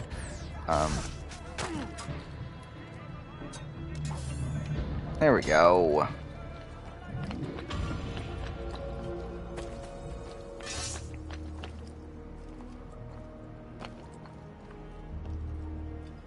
I wouldn't say Kevin had huge win equity.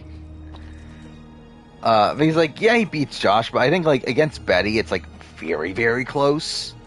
Yeah, he beats Helena, obviously, because like everyone beats Helena. But then like he probably loses against JC.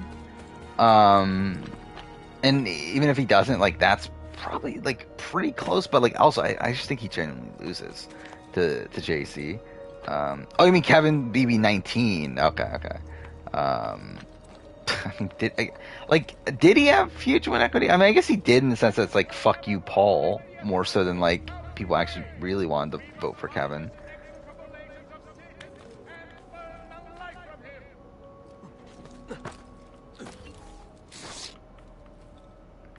Michigan's best player to ever win the game is Shannon. She's the biggest character. Is she the biggest character? She's definitely a very good character. I don't know if she's the biggest character. Actually, she's probably up there for sure. I think her and like Will are the first two that come to mind.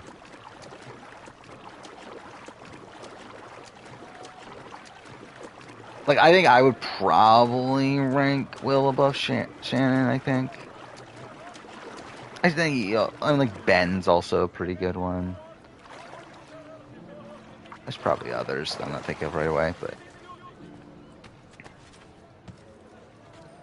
Oh, Jackson's also a great one. Jackson's definitely up there, too. Actually, I might have Jax as my favorite character in Survivor Michigan.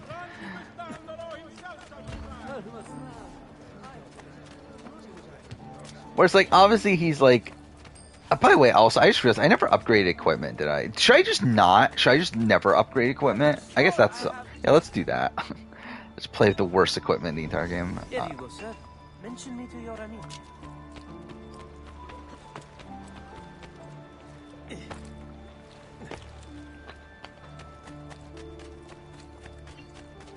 Legends World, Kevin wins. Final Four HOH. Christmas goes at Final Four.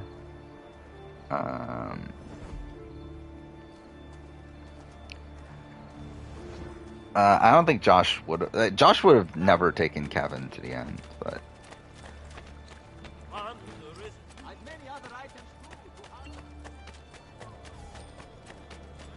and like also realistically, I think Josh, like actually Josh probably beats Kevin,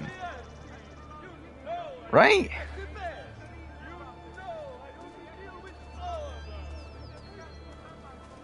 Yeah, Josh beats Kevin, right? Like, actually, I haven't through until now, but I think Josh beats Kevin. Because, like, wait, so, Cody, Elena, and Mark vote Kevin. However, I think everyone else but, like, maybe Jason votes Josh. Again, like, Paul and Christmas are voting Josh. Matt and Raven are voting Josh over Kevin. And then you got Alex is never voting for Kevin. It's like I think and like also had a good relationship with Josh. So it's like I think Josh actually like handily beats Kevin.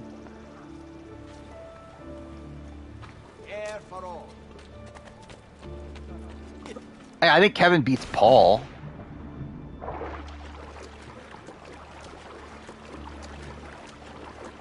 And then like I think against Christmas it's like No, I think actually, now I think about it, I actually never thought this through. I think Kevin actually doesn't win if he gets to the end in those scenarios. Whereas, like, he certainly gets votes. Like, he certainly gets, like, probably 4 votes. But, like, I don't think he gets 5.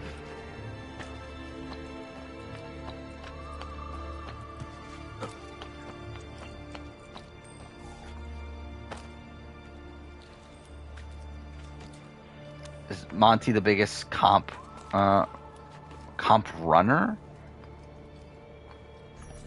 I mean, yeah, he's the one that's one out from the furthest back, but I don't think that's like an actual proper statistic. Like that indicates that he's actually the best comp competitor or anything. Did it. It's beautiful. See.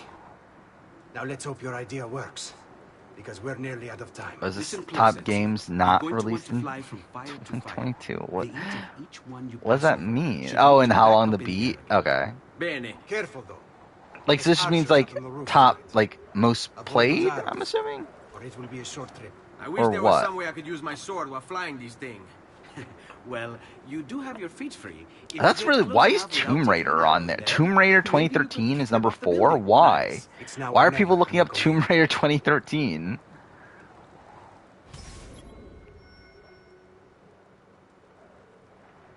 Actually, this is such a random list, actually.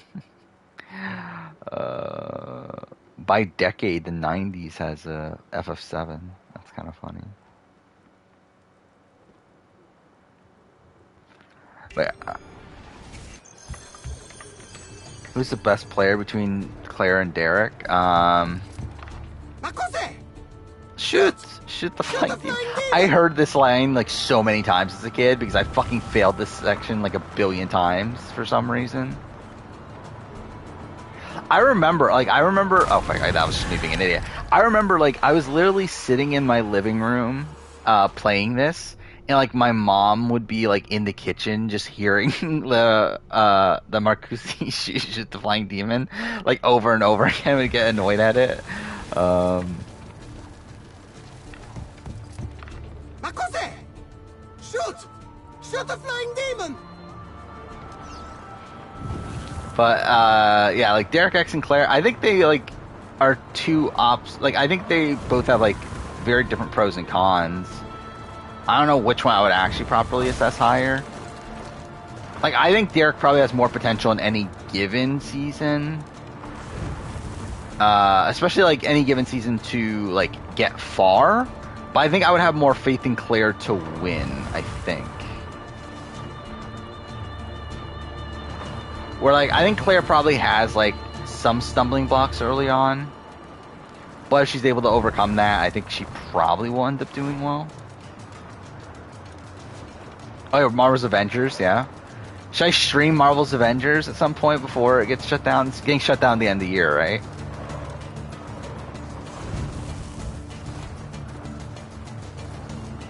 So should I, get around to playing the PS5 version? As a farewell to my... What I even rank it? Like my 12th favorite game of 2020. Got 100%. How about fuck no? I don't even remember. How long did I even play Avengers for? Like probably like, what, like 10 hours maybe? Obviously I only did the main campaign. I didn't bother doing the actual side stuff. No, I think it's funnier to not play Ultimate Alliance, instead play fucking Marvel's Avengers.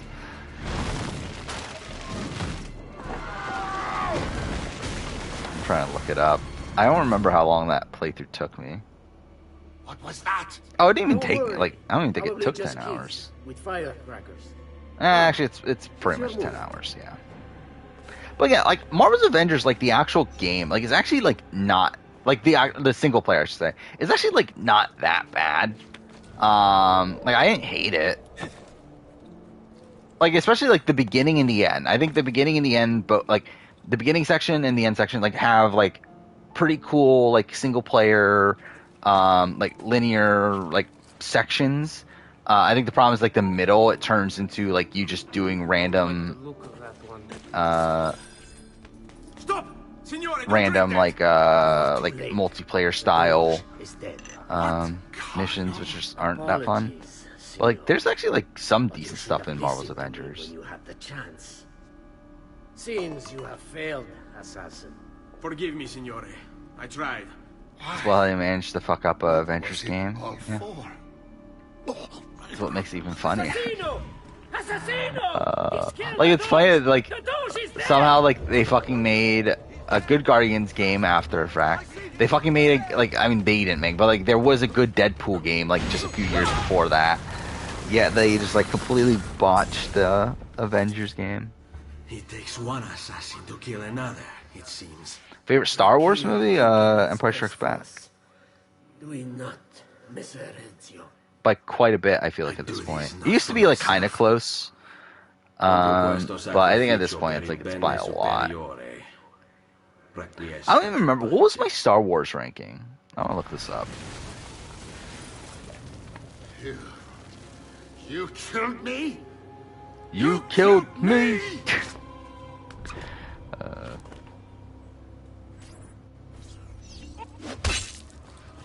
Alright, Empire Strikes Back. Force Awakens 2. I don't know. I don't even know what I think of Force Awakens anymore, just because I feel like, I don't know. It's like, I still like it. I still find it a fun movie to watch.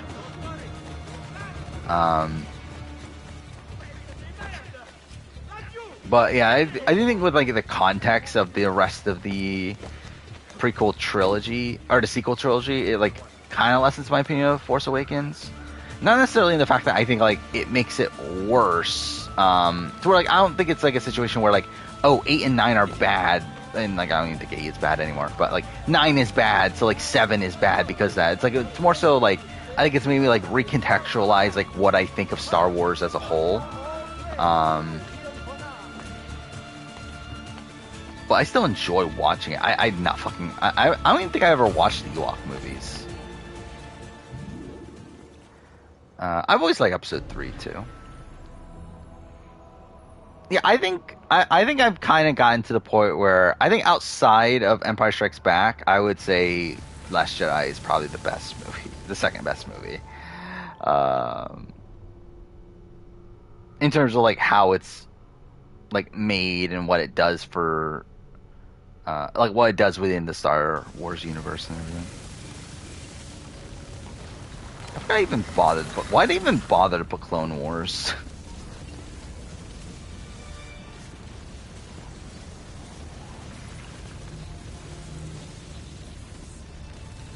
I feel like why watch Force Awakens when you can watch OG? Because it's like the sequel to that.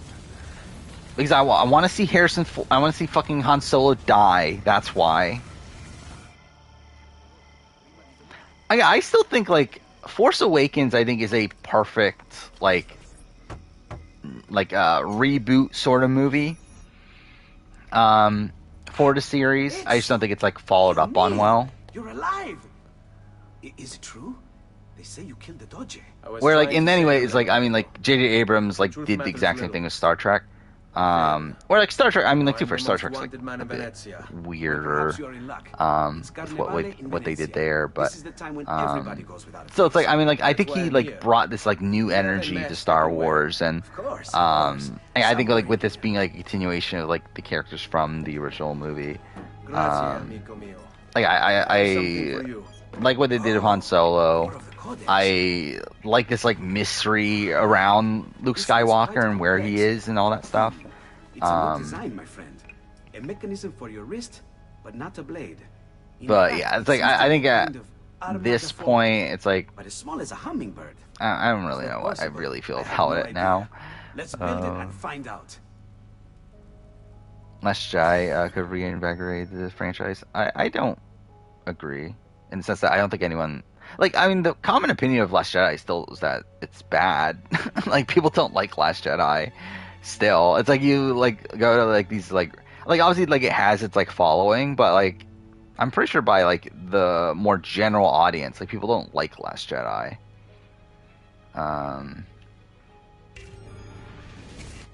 To where, like, I think if anything, like, obviously, I mean, like, that's why Rise of Skywalker is the way it is, because they fucking, like, realized that people didn't like Last Jedi and decided to do the complete opposite. But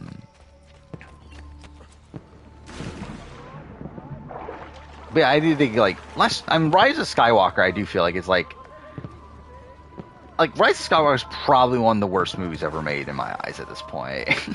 Like, I think I genuinely just hate Rise of Skywalker. Like, I think Rise of Skywalker is probably my least favorite Star Trek movie, or Star Wars movie at this point.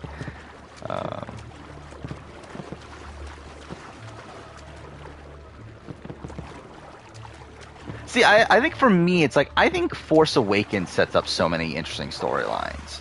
And then, like, Last Jedi doesn't follow through with those in the way that I would have wanted them to. And that was what was underwhelming about Last Jedi at the time.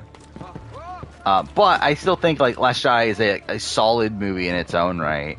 But then, like, Rise of Skywalker just, like, completely botches both of them. Star Wars or Star Trek? I have more of a personal connection to Star Trek.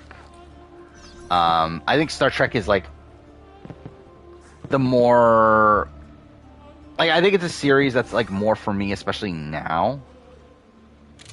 But also, it's like, I don't agree with a lot of... Wait, okay, this is me just fucking that up. But yeah, like, I don't have the same connection to Star Trek as, like, a lot of the hardcore Star Trek fans do. Where, again, like, I'm spoiler for my movie ranking, I love the reboot movies. Which is not the popular opinion.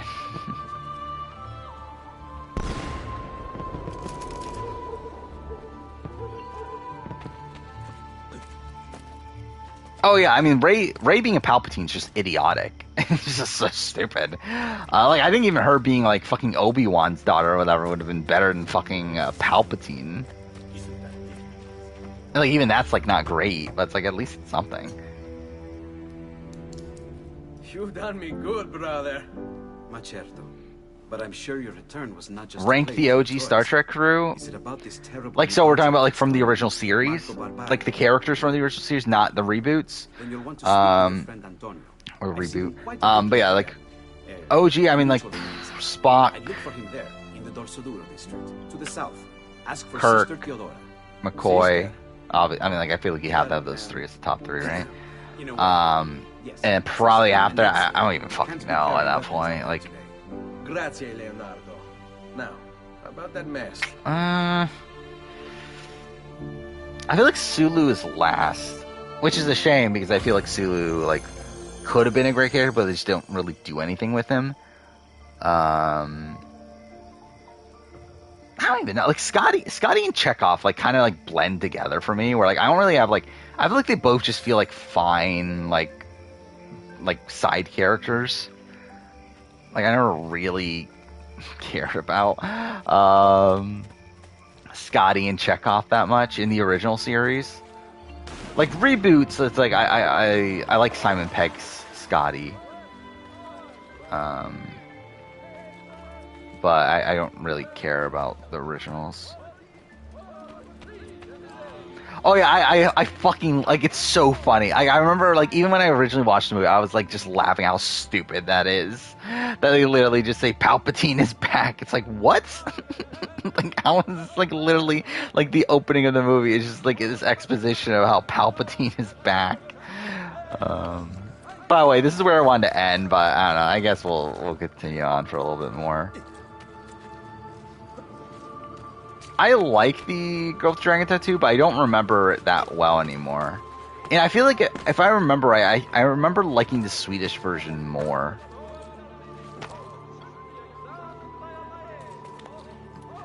And really almost everything about fucking Rise of Skywalker is one of the worst of everything ever. I regret not having it at the bottom of my ranking, though. I remember, like, where did I have it? I had, like, number 9 out of 12 or something. It should have been at the fucking bottom. Like, I remember, that's, like, I don't know why this is reminding me of this, but, like, the other regret I have with a ranking like that is, like, my Assassin's Creed DLC ranking. It's like, how the fuck was Fate of Atlantis not at the bottom? Like, I should have easily had Fate of Atlantis at the very bottom of that, too. And I always, like, kind of regretted that. It's like that video actually has views now, which is like disappointing.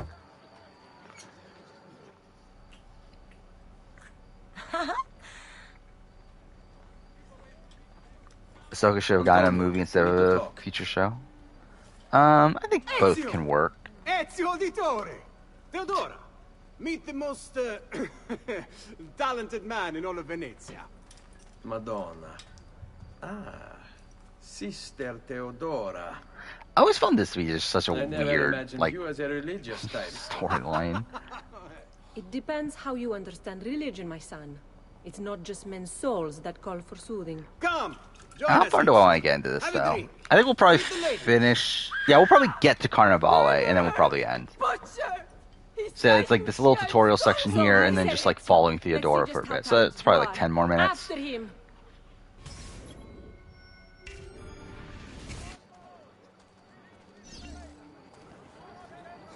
I mean, that's the point. Like, Rise of Skywalker's supposed to mirror Return of the Jedi.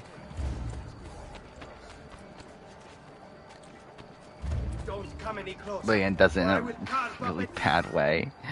We're like really just like forcing it in there at that point.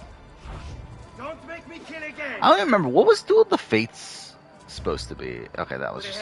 How do you... Can you not cancel shot in this game? Yes, you can't. Oh, cool. Great. I haven't watched Avatar 2 yet. Well, I never disliked Avatar 1. Like, I remember liking it when watching in theaters, and then, like, I've watched it, like, 2 or 3 times after the fact, and I've always, like, liked it. Like, I never got, like, the, like, hatred that there seems to be for Avatar 1. Like, I get that it's generic and everything, but it's like, every movie is? Like, most are, at least. So I don't know why there's this, like, overall, like, massive vitriol towards fucking Avatar, outside the fact that it's the highest grossing movie of all time. I think there's just backlash at that.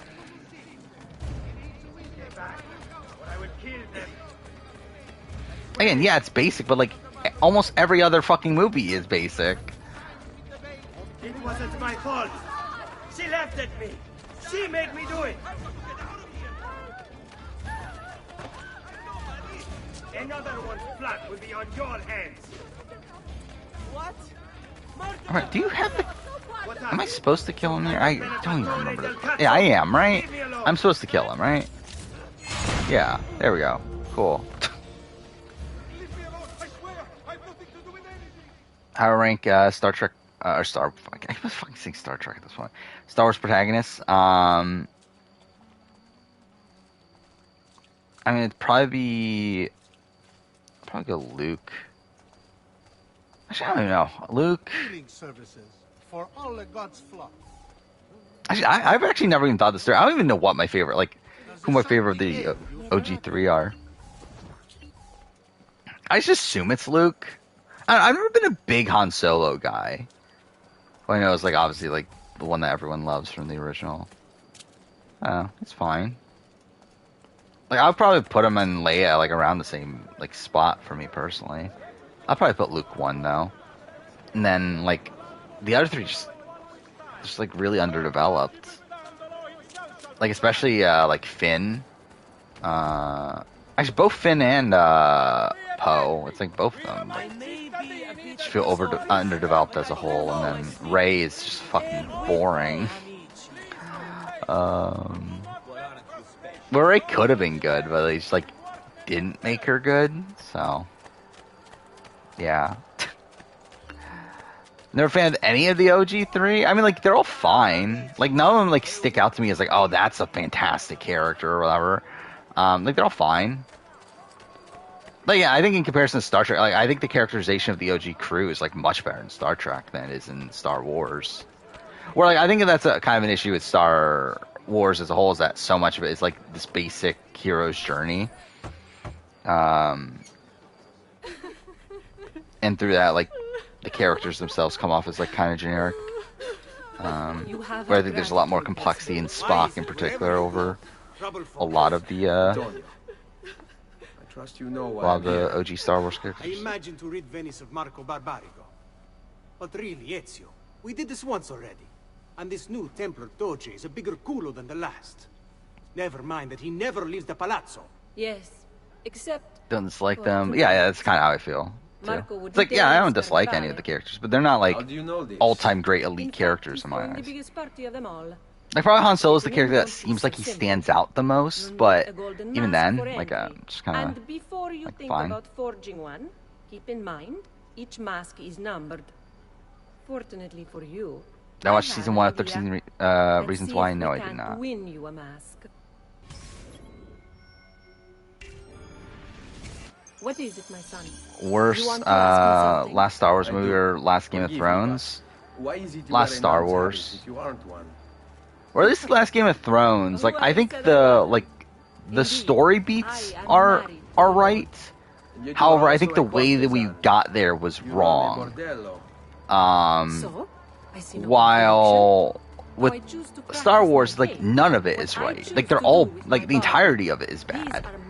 Or at least there is a good season 8 in there. It's just that they didn't do it. But like there's nothing good in fucking Rise of Skywalker. Believers of the city. Too rough on Last of Us series, probably. But like I still don't like it. I just find it like I don't know. I'm just so weird with it. Girls and I provide that to our congregation. Where it's like at the end of the day, it's like again a lot of it is nitpicks. But it just really bothers me. How feel about Black Mirror Trek episode? I thought it was okay. It wasn't my favorite Black Mirror episode.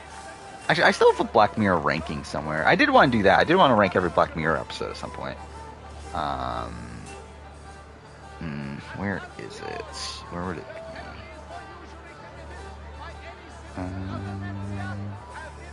I know I have it somewhere. But I'm pretty sure like it was like number 4 or 5 in my episode ranking. I thought it was a good episode, but like I'll be honest, I don't remember it that well anymore. Wait, when the fuck was Black Mirror? Like when was the last? Because like I've had this like text document of my rankings. There it is. It's been since 2019. I have it number 6. So that's good. But not my favorite episode. Nosedive's the best. What do I have Nosedive? I actually have Nosedive number 7. But like, I haven't watched these in a while. I have the entire history of you number 1. I don't even remember which one Hang the DJ is. I don't even remember which one's White Christmas. I don't even remember which one the White Christmas is.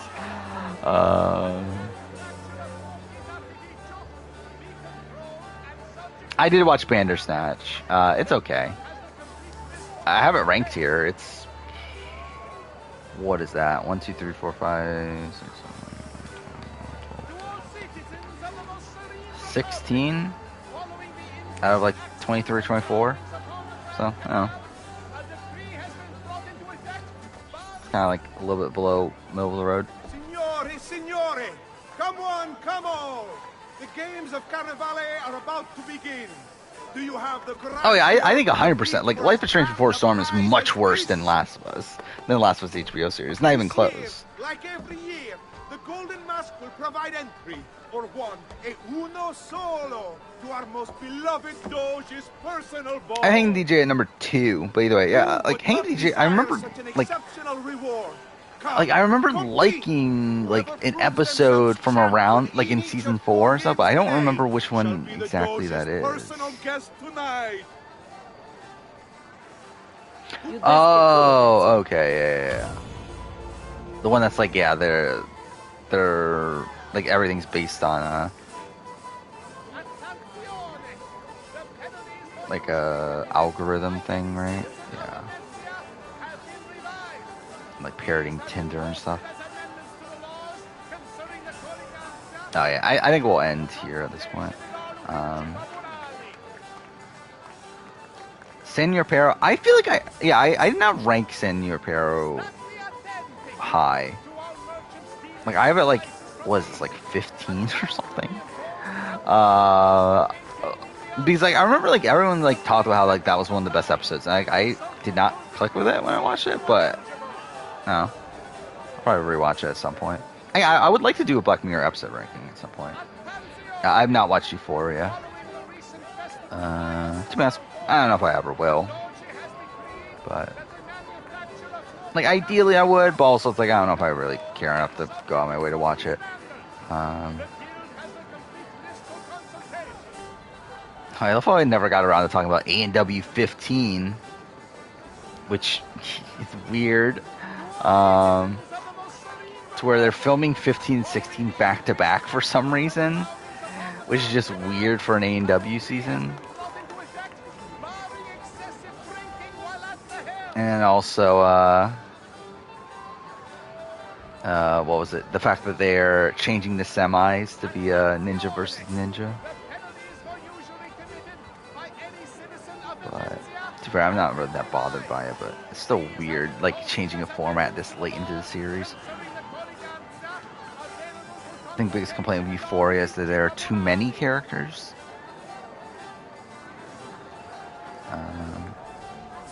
Yeah, again, I don't know because I haven't watched it, but yeah, again, I think we'll probably end here. It's fucking 3:30 in the morning. We went. Actually, yeah, this stream went longer than last stream, and somehow I lost time through in the playthrough somehow. But whatever. So back on Wednesday. I don't think anything major is happening between now and then. I mean, Survivor Michigan, I guess. Like I watched the Last of Us episode. I think that'll pretty much be it. But we'll continue on with this. Yeah. See you guys next time, I guess.